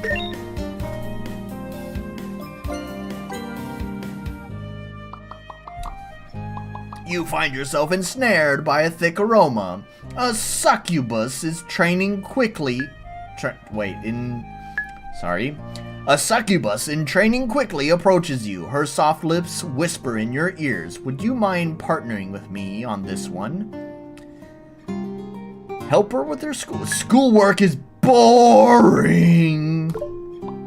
You left her to do all her schoolwork. She felt so disappointed at you. She storms off. You felt a little regret. I don't feel any regret. Fuck that bitch.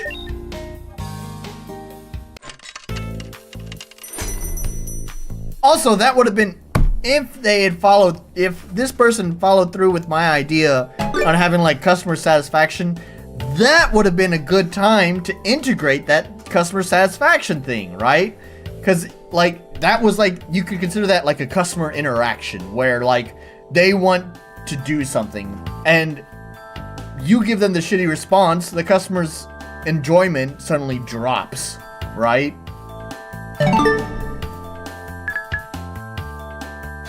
Alright, deal 8 damage, lose 2 block points. What are my block points? I forgot. Is that this? I can hover over this shit, but I can't hover over this? Why is it inconsistent?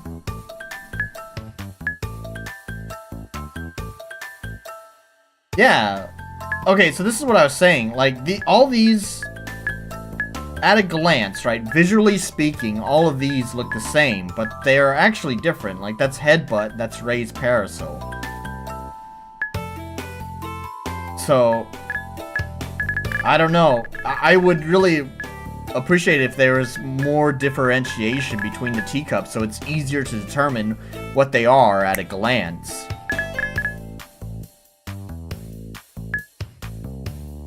Aim for block points, counter for 1 turn.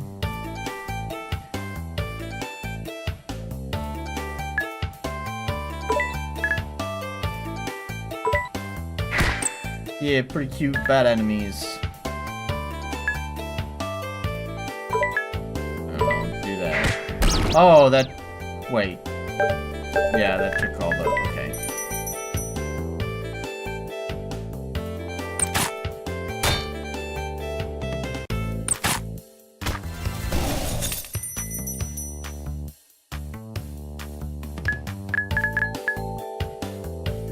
Parasol Strike!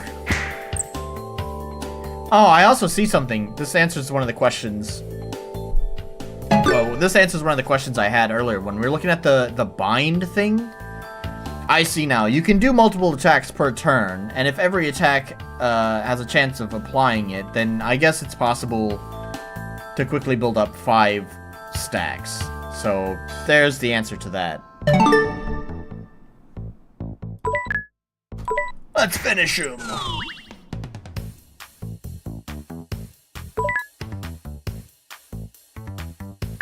No.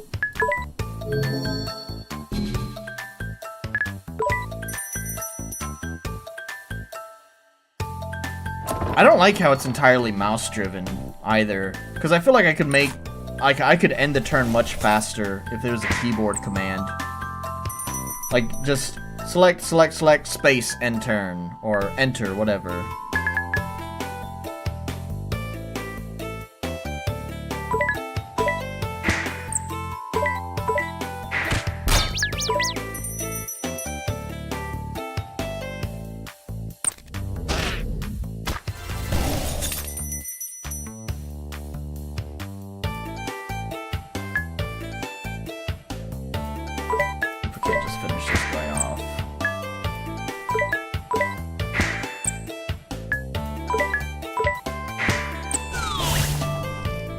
There we go.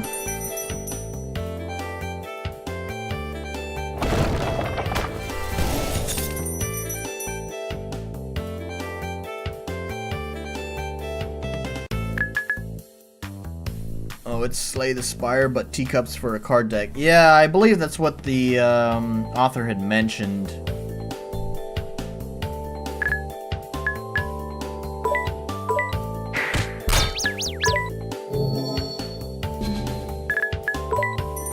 I don't know why I did that. That was a waste.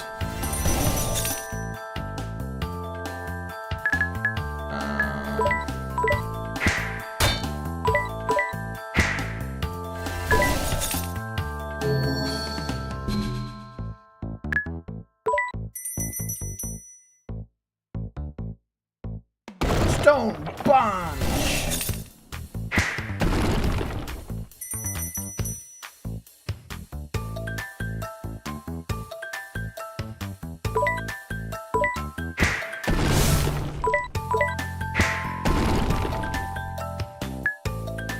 He's stunned for a turn, so we'll just deal some damage to him.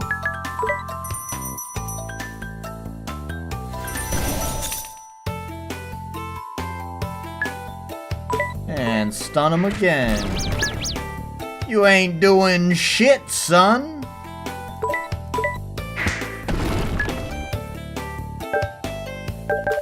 Well, dang.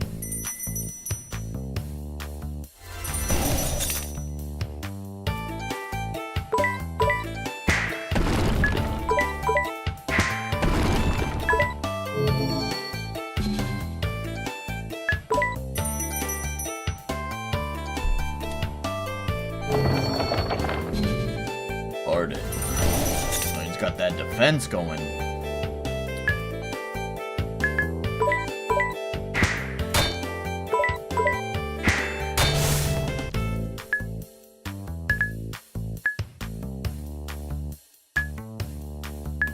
I guess I'll just whatever, that's fine.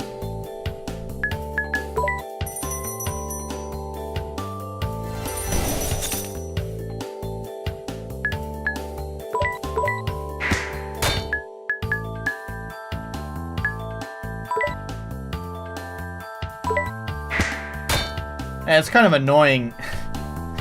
It's a really annoying skill this boss has cast. It like dumped a bunch of these block points on him. And it's super annoying. It's just like, it feels like it's wasting my time. It's fine if like you won't, if if they wanted to put like, you know, 10 block points or whatever, but it was like 30 block points. It's kind of stupid.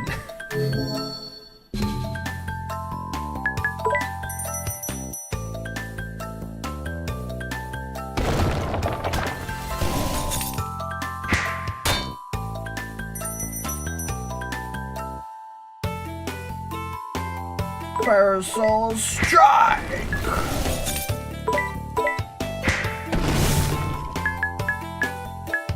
Oh yeah, I only have raised parasol.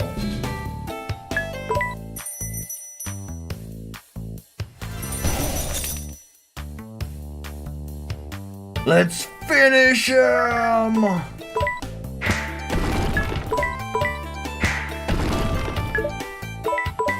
There we go.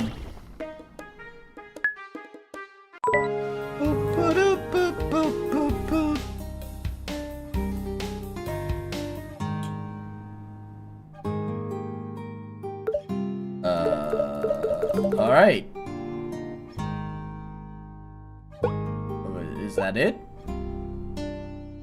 It just doesn't keep generating nodes or anything? Is that's the end? Guess so. Kind of anticlimactic. Should the customer decide when the service is finished or not? Can you imagine you go to a fucking restaurant and your waiter's just like, I'm done serving him. Fuck it. I got other customers. You can take care of himself.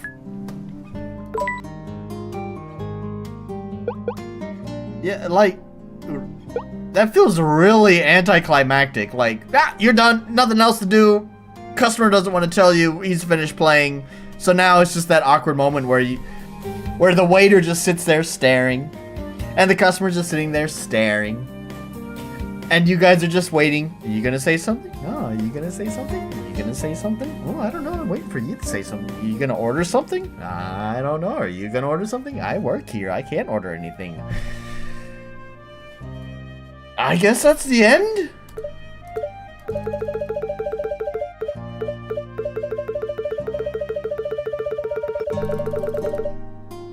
Yeah, I don't know what else. I guess that's just the end.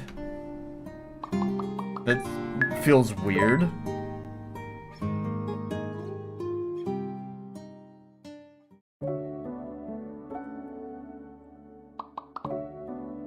I'm done for today, ma'am. Need a hand closing up? No, I'm good. I'll see you tomorrow. Don't be late. Ah ha ha. Well, thank you for today, ma'am. You're a winner. Well, thank you. See you tomorrow. What did you got me into, Liz? She's clearly not ready.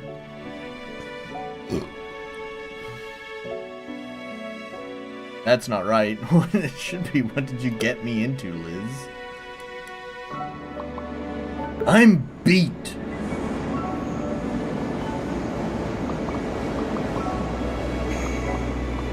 So weird not having Miss Elizabeth around. Shouldn't the others be checking in at work soon? I don't want to disappoint them. That's enough sappy notes for today. I know, let's think about food instead.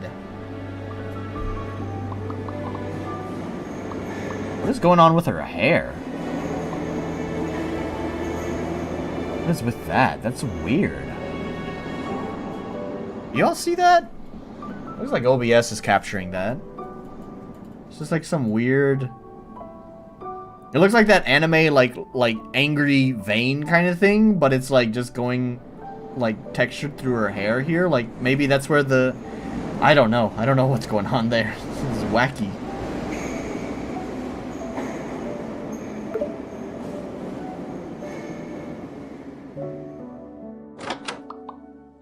I'm home! Lori, welcome back. How was your day? We were just about to have dinner. Oh, hey, Mom. Hi, Dad. I'll prepare your dinner. I baked some lasagna for you. Get dressed and let's eat together. You guys go ahead. I kind of want to soak in the bath for a bit longer.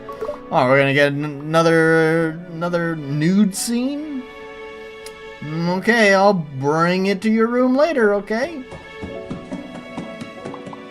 Can you stop spoiling your daughter? She's not a child anymore, you know. Oh, shut it. She's your daughter too, and she's working. What is this dialogue? Oh, shut it. What a long day. Time for a bunch of showers.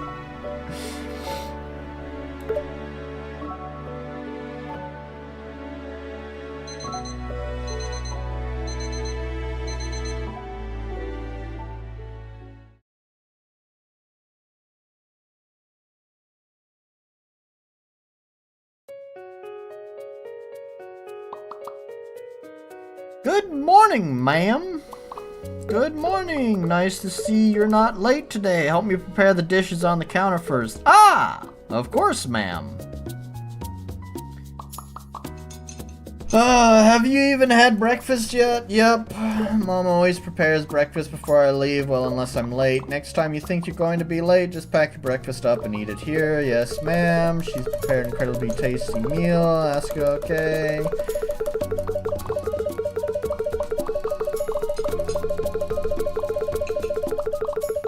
Yeah, parents don't deserve character portraits. I kind of don't give a shit about this story.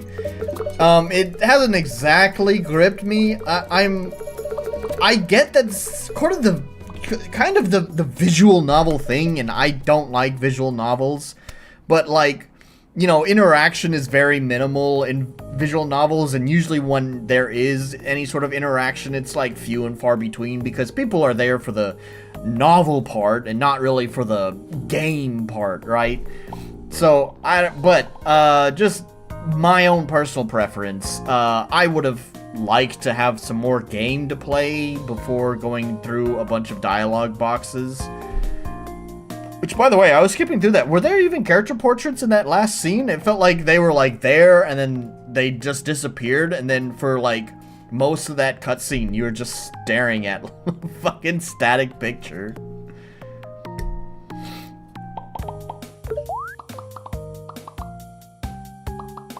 Under Ma'am Verdi's gaze, every move feels dissected. Miss Elizabeth taught me a lot of stuff, but I hope I'm able to meet their expectations. Right on. I'm assuming this is save and load. Yeah.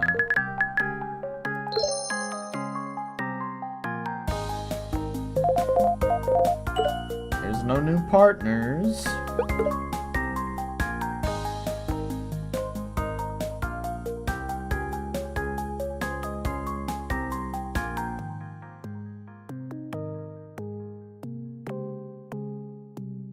I'm wondering where a lot of the art came from. They credit... So here's the thing. Hello, Visky, and yes, Wrath, I feel the same. Just shut up, I want to fight the teacups versus bat things. Thanks, cute music. So, interestingly, they don't credit any sort of artist. So, they credit the assets, the asset makers from the assets that they use. So, under... assuming they follow that same pattern, you would think that they would credit where the art came from? Because, like, this poster here, where did that come from? And I'm looking at these characters here and there. Where did all this art come from? Same thing for the backgrounds. These are clearly 2D, right? But this is 3D, so it doesn't come from the same source as the main character busts.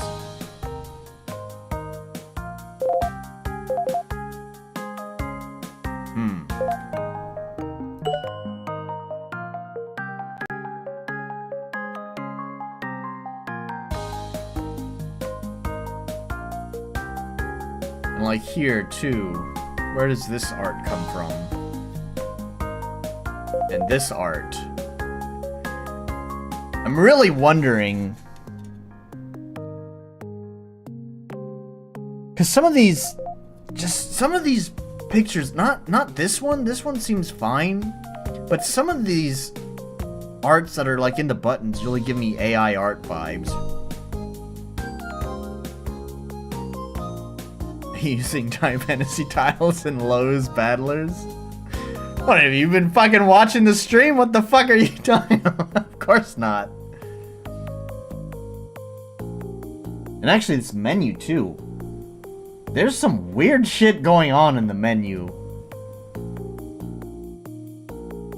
And they don't credit an artist.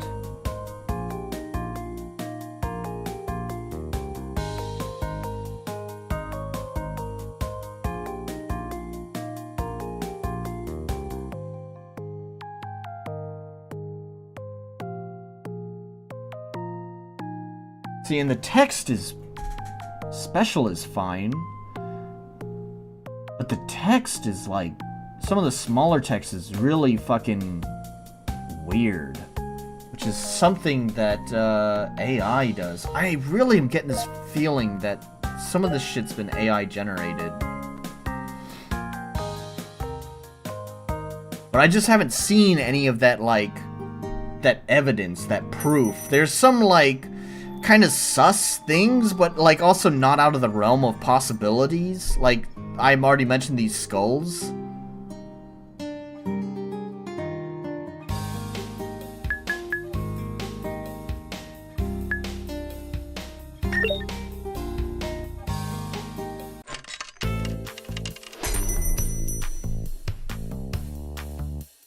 Let's look here.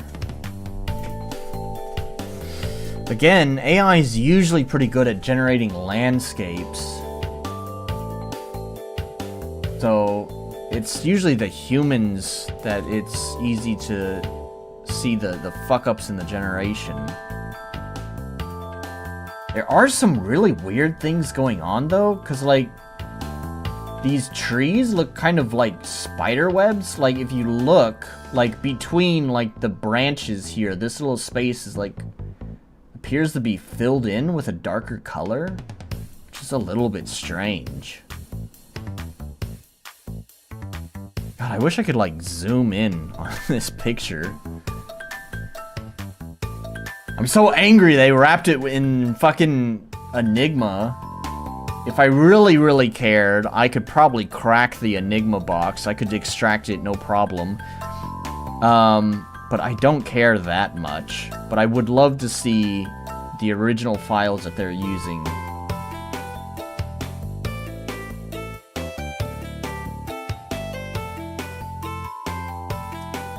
Yeah. Landscapes, man. I'm also thinking, I have a feeling they have some art skill.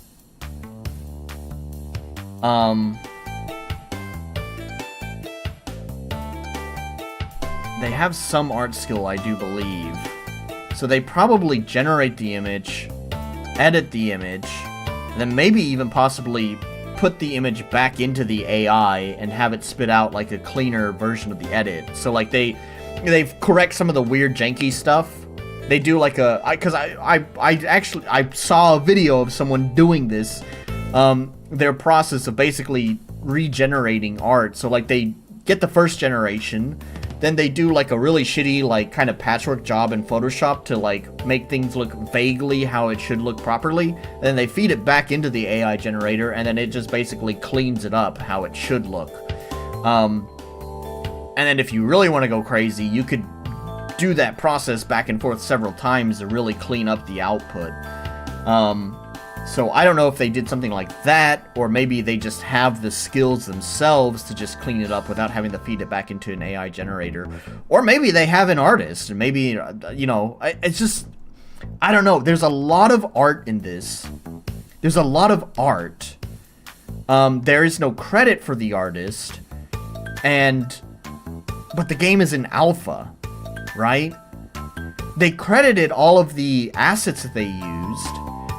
So, either they drew the art, but you'd think if they drew the art, they wouldn't need to use assets like this.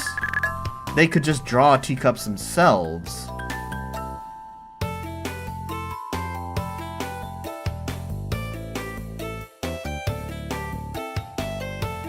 There's a lot of question marks. For it, and landscape art with rough brushstrokes, it's hard to tell AI or not. Yeah.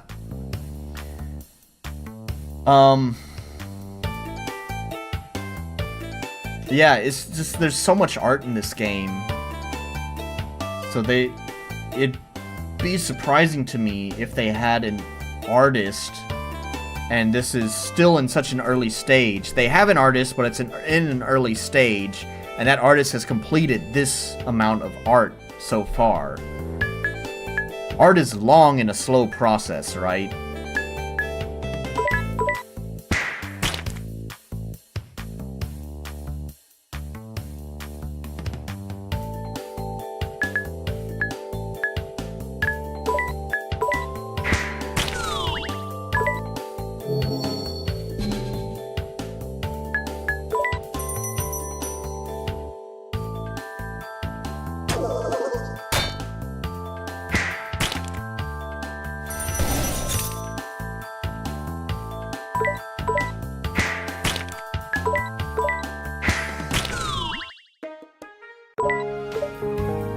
Seller service.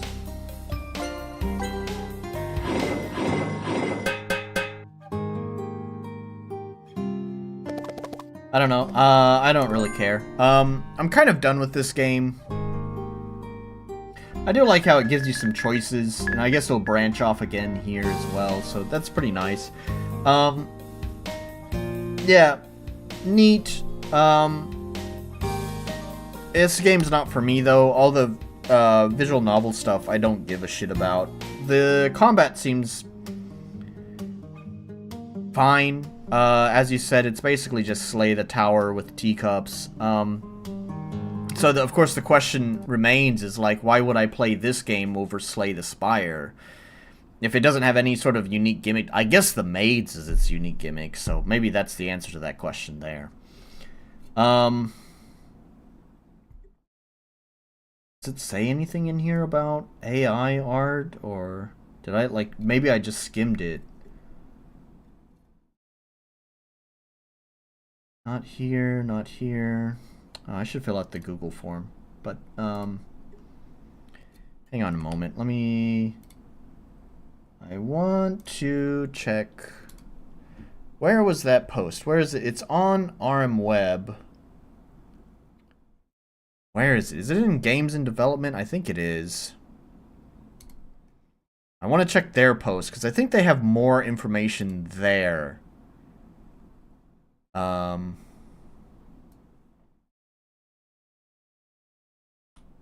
here. So, oh, what did you say here? Oh my fucking god, animation. Let me draw a thing for hours just so you can watch it flip by at a fraction of a second. Yeah. Oh, I know. Oh, I know. For the past year, I've been working on a roguelike deck builder using RPG Maker MV instead of your typical cards. The game uses teacups. Give it a try. Blah blah blah.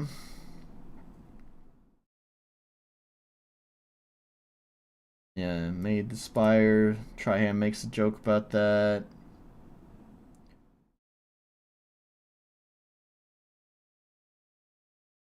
Parasols is the theme.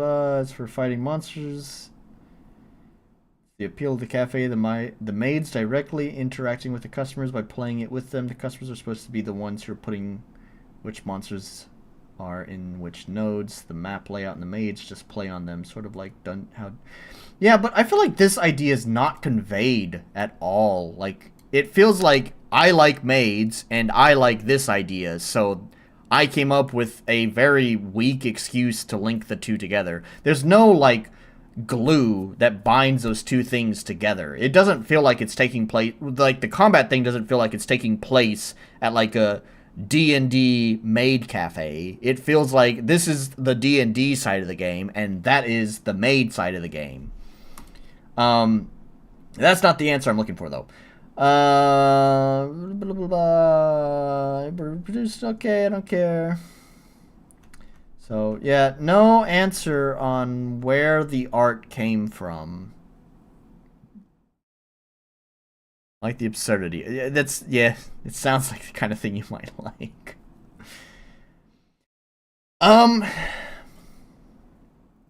I might be able to enjoy it if it weren't for my own personal hang-up that I don't really enjoy visual novels and all the talkie-talkie stuff. I just want to kind of get into things. I'm also not a big fan of roguelikes either. So I don't know. I can see the potential there, but let's give it a grade. Accessibility is a 0. Clarity. To the game's credit, I do feel like the combat was relatively self-explanatory, which I know I was going on a rant about how they, like, decide not to explain that. There were some bits that, like, you had the defense thing, the shield or whatever, that I feel like could have been explained. I know they gave you, like, a PNG that popped up that was like, this does that, and that does that, and that does this, and this does that.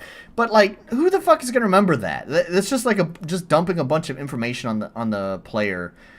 I don't know. It's almost... I'll give them the point, because they explained everything else. I still don't know who their target audience is, because at times it feels like it's targeting a casual crowd, while at other times it feels like it's targeting a core gamer. Roguish games were like my favorite thing until every game has rogue elements in it. Yeah. Well, I mean, it's sort of like RPGs, honestly. Like, if you think about it. I mean, if you are like me and grew up with, you know, really when RPGs were kind of a niche, they're kind of like coming into, like, there was kind of established themselves during like the SNES era, but they still strictly, like, that was still strictly like, there are the RPG games and there are the action games over there. But it's like sort of like at the maybe the tail end of the Xbox 360 era. It's like suddenly now basically every game now has like RPG elements to it. You know, permanent progression, player progression, some stats and all of that. Playing the nodes doesn't need to happen. The symbols explain what that is. Again, I think that depends on who their target audience is. I mean, I can agree with you on that as, you know, a core gamer, but like if their target is a more casual audience, I don't know, I think the explanation is good for the casual audience. Again, they need to decide who their target is. Ideally, more specific than just core or casual, but this is a good starting point. Let's get because there's a big divide between like the core gamer and like the casual gamer. So once we can figure that out, then we can kind of like subdivide it into like the demographic from there. Balance seemed fine. Yeah, it's got a unique identity. So it's kind of funny today, the dichotomy of the games of what I play today. I kind of enjoyed Orrstead. I kind of had that like one more turn kind of like Civ addiction to it, even though it wasn't turn-based, but you get what I mean. Like I wanted to keep kind of going to execute my plan and see how things like and further optimize things and stuff like that. I enjoyed Orrstead, yet it got a 1 on my scale here, on my grade. Meanwhile, I didn't really enjoy this Miss Lizelle's Maid Cafe game, which, by the way, who the fuck is Lizelle? They were saying Elizabeth. Elizabeth is not Lizelle, and I think the green-haired lady was not Lizelle either, right? And the main character is Mallory. So who the fuck is Lizelle? Anyways, weird tangent, but yeah, I didn't really enjoy that game, but it gets a 4. It just kind of goes to show that my grades are fucking meaningless. Who gives a shit? Let's go through this. Do I have to give my fucking email? Why do you need my email? Oh, I want to give you my spam email. I don't want you to have... Or is Google collecting this? Google already knows my Google email, which don't use that. That's also spam email, but that's spam email for spam. I don't give a shit that if Google reads all of my emails. I also have a spam email where it's like, I want to direct all that garbage marketing material that I don't want, but I also don't want Google reading that. I don't know. Let's fill this out. What genres of video games do I usually play? What a weird wait selection. What? I can't. Oh, okay. All right. I thought it was gonna. I thought it wasn't even gonna let me make a choice until I fill in the email. First-person shooters. How do you neglect that? FPS, role-playing FPS. Don't really do, I don't know, like a little bit of all of these. Like these are my main categories I play the most of. It's role-playing and first-person shooters, but that's like not the only games I play. I play all sorts of different genres. How long have you played the game so far? I don't know, it was about an hour. Story easy to follow. I don't care.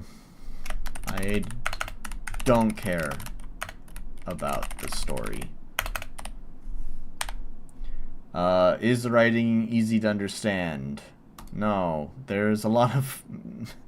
I mean, I guess so, yes, but there's a lot of typos and weird grammar. Typos and weird grammar. Who, in the introduced characters, do you like most so far? Other genre shit homebrew games. Those are the Wrath of Wood games. I don't like any of these characters. I don't give a shit about any of them. Why does this one not have an other option? Like, no, you better like one of my fucking characters. Because I don't give a shit about any of these people. I'm going to select the character I didn't even meet. I didn't even meet Eve. I like her the best because she didn't say anything.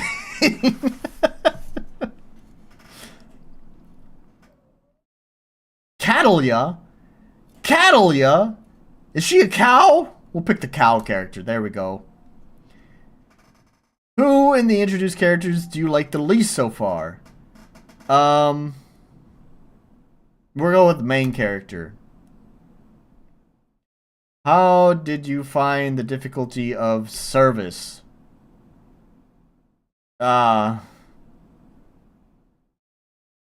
That's such a... I'm pretty sure it's talking about the like actual combat, but why phrase it that way? It's so weird. It's fine, whatever. The story is she is a girl and works at the Maid Cafe, and she takes a million showers. Yep, that's the story. Is the variety of teacups satisfactory? Not really. Is the variety of enemies satisfactory? Maybe. I don't know. What is I want more? Like, isn't that what no means? Is it satisfactory? No. Which sort of is, like, implies there should be more.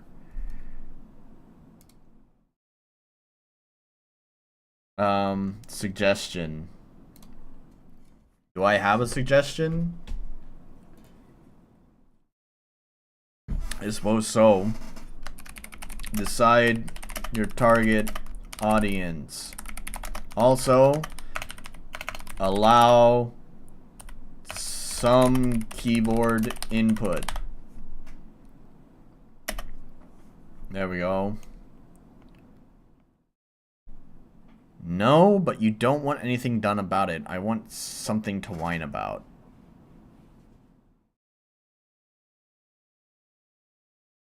No, no, I see. I see what you're talking about. I don't get it. Whatever.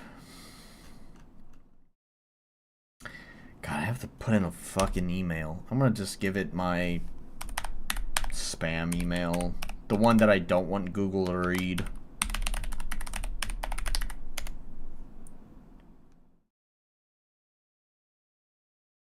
I'm just worried that, I don't know, Google probably already knows about that email anyways. Fuck it, whatever. There we go.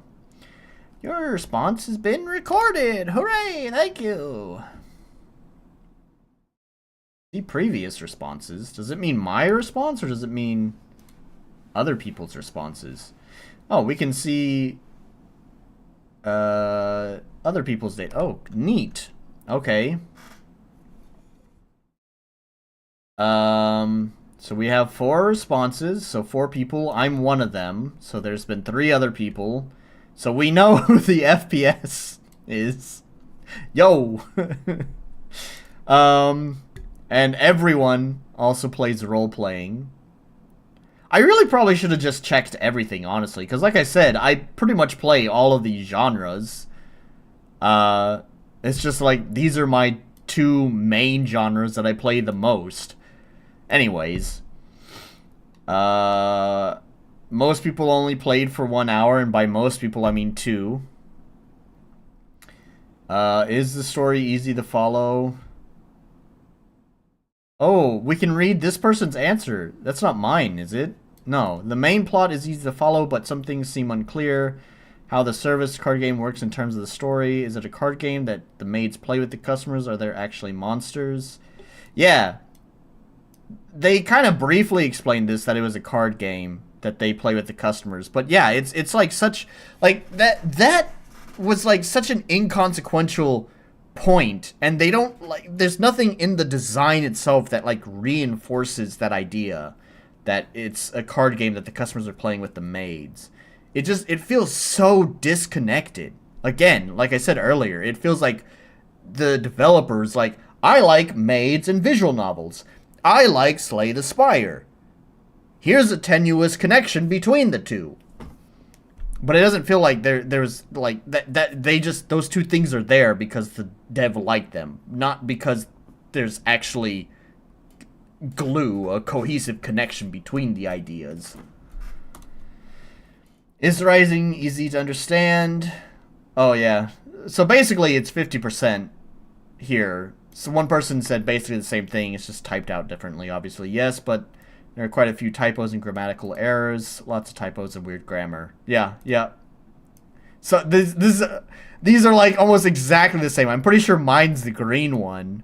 But they are so similar that I don't even remember which one's mine and which one's the other person's. It's still, yeah, yeah. So 2 people, if cards were teacups versus demons. 2 people liked the green-haired lady.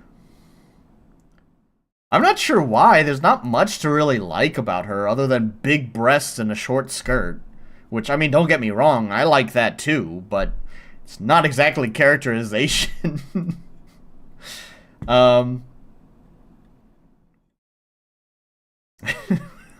Wait, no, I selected Catalia. That's right, I selected Catalia. Wait, no. I thought, I saw the blue and I saw that this was blue, and I was like, oh yeah! The majority of people hate the main character, but no, that's just me. And I just selected because I don't give a shit about the story. I don't give a shit about any of these characters. Dad.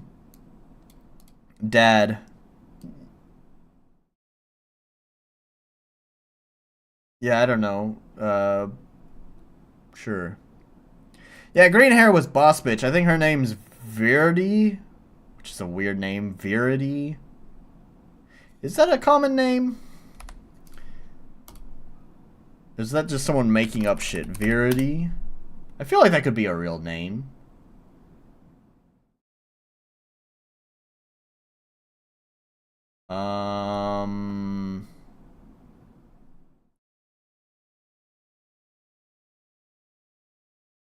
I actually just come up with a name for a video game.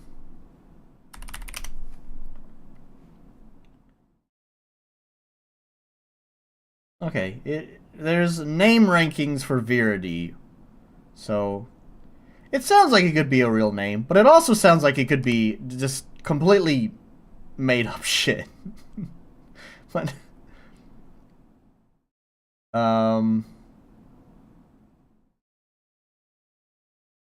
but yeah, okay, whatever. Anyways.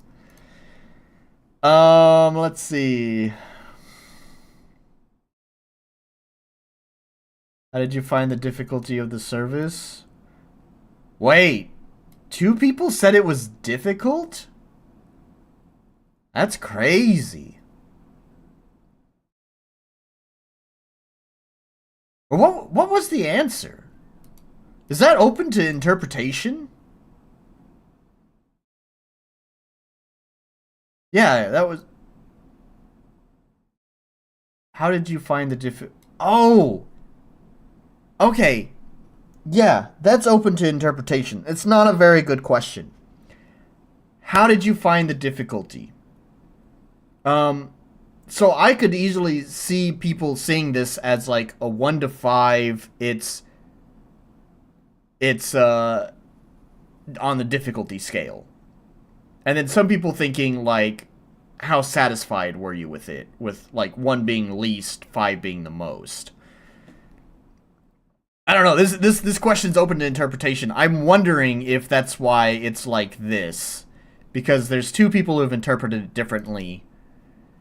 I don't know. Anyways, what if all the dialogue was spit out by ChatGPT? It might be, but no, because no, it doesn't have the hallmarks of AI output, especially because there's a lot of typos and grammatical errors in there. Okay, I think I selected no in this one. Someone else wants more. Most people said yes. And by most, I mean 2.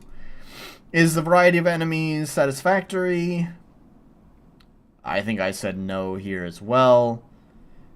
Just because I didn't experience enough, to be honest. Let's see what other people said. Personally, I skip dialogue in almost every game I play. Maybe add a skip dialogue button. That would be a good one. Or a control to go quickly, like in visual novels. The UI is super cute. Seriously, well done. The gameplay is addicting and the characters are fun. I do feel like the game could benefit from more narrative exposition to further explain the setting and story. The card game itself, what the maids do for the customers. I would suggest having someone edit for typos and errors. Example, failing to do so, and you would have to do all of it alone. Yep, mom, always prepare breakfast before I leave. Unnecessary commas. It's give the parasol is given that a parasol is your main weapon, it feels like one should be present in the artwork somewhere. I agree with that. Again, it's just making sure that all of these themes and ideas and concepts are like connecting together. Additionally, a lot of the sound effects are clipping quite badly on the default volume setting. Example, the enemy and node selection sound effects.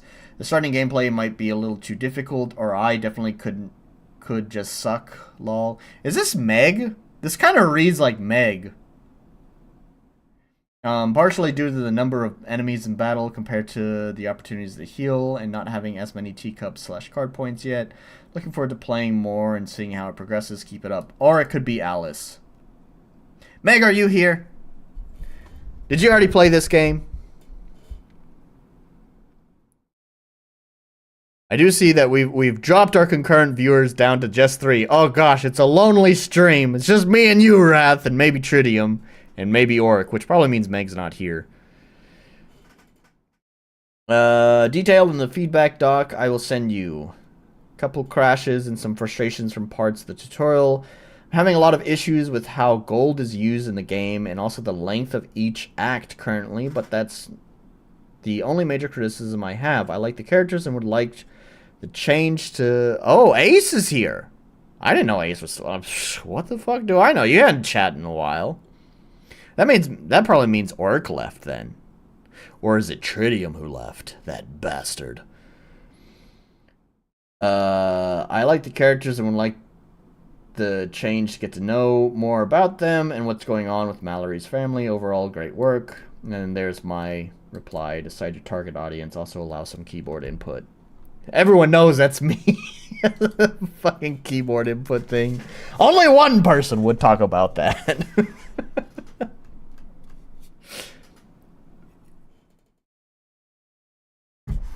Yeah. I don't know. Seems fine. Anyways. I think that's pretty much going to be it for this stream. I'm kind of surprised, by the way, before I end this stream. No one? No one's brought up this shit on my head? Oh, it's all sweaty underneath. Gross. My girlfriend wanted me to put this on. It's like, you know, a sleepy time eye mask kind of thing. And she said, "Oh, it's so cute. You should wear it when you stream." So, I'm wearing it because she's weird. I'm honestly surprised no one fucking said anything about this being on my head. Anyways, so, with that being said, yeah, I think I'm finished with this stream. The 2 games were... I like Orrstead, actually. I kind of like that one. Miss Lizelle's Maid Cafe is...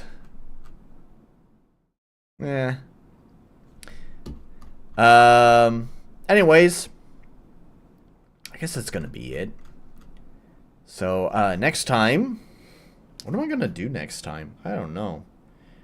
I guess we'll find out. You'll find out what I'm gonna do next time. Who knows? It'll probably be games, maybe a devlog. Probably not a devlog, because those things perform terribly.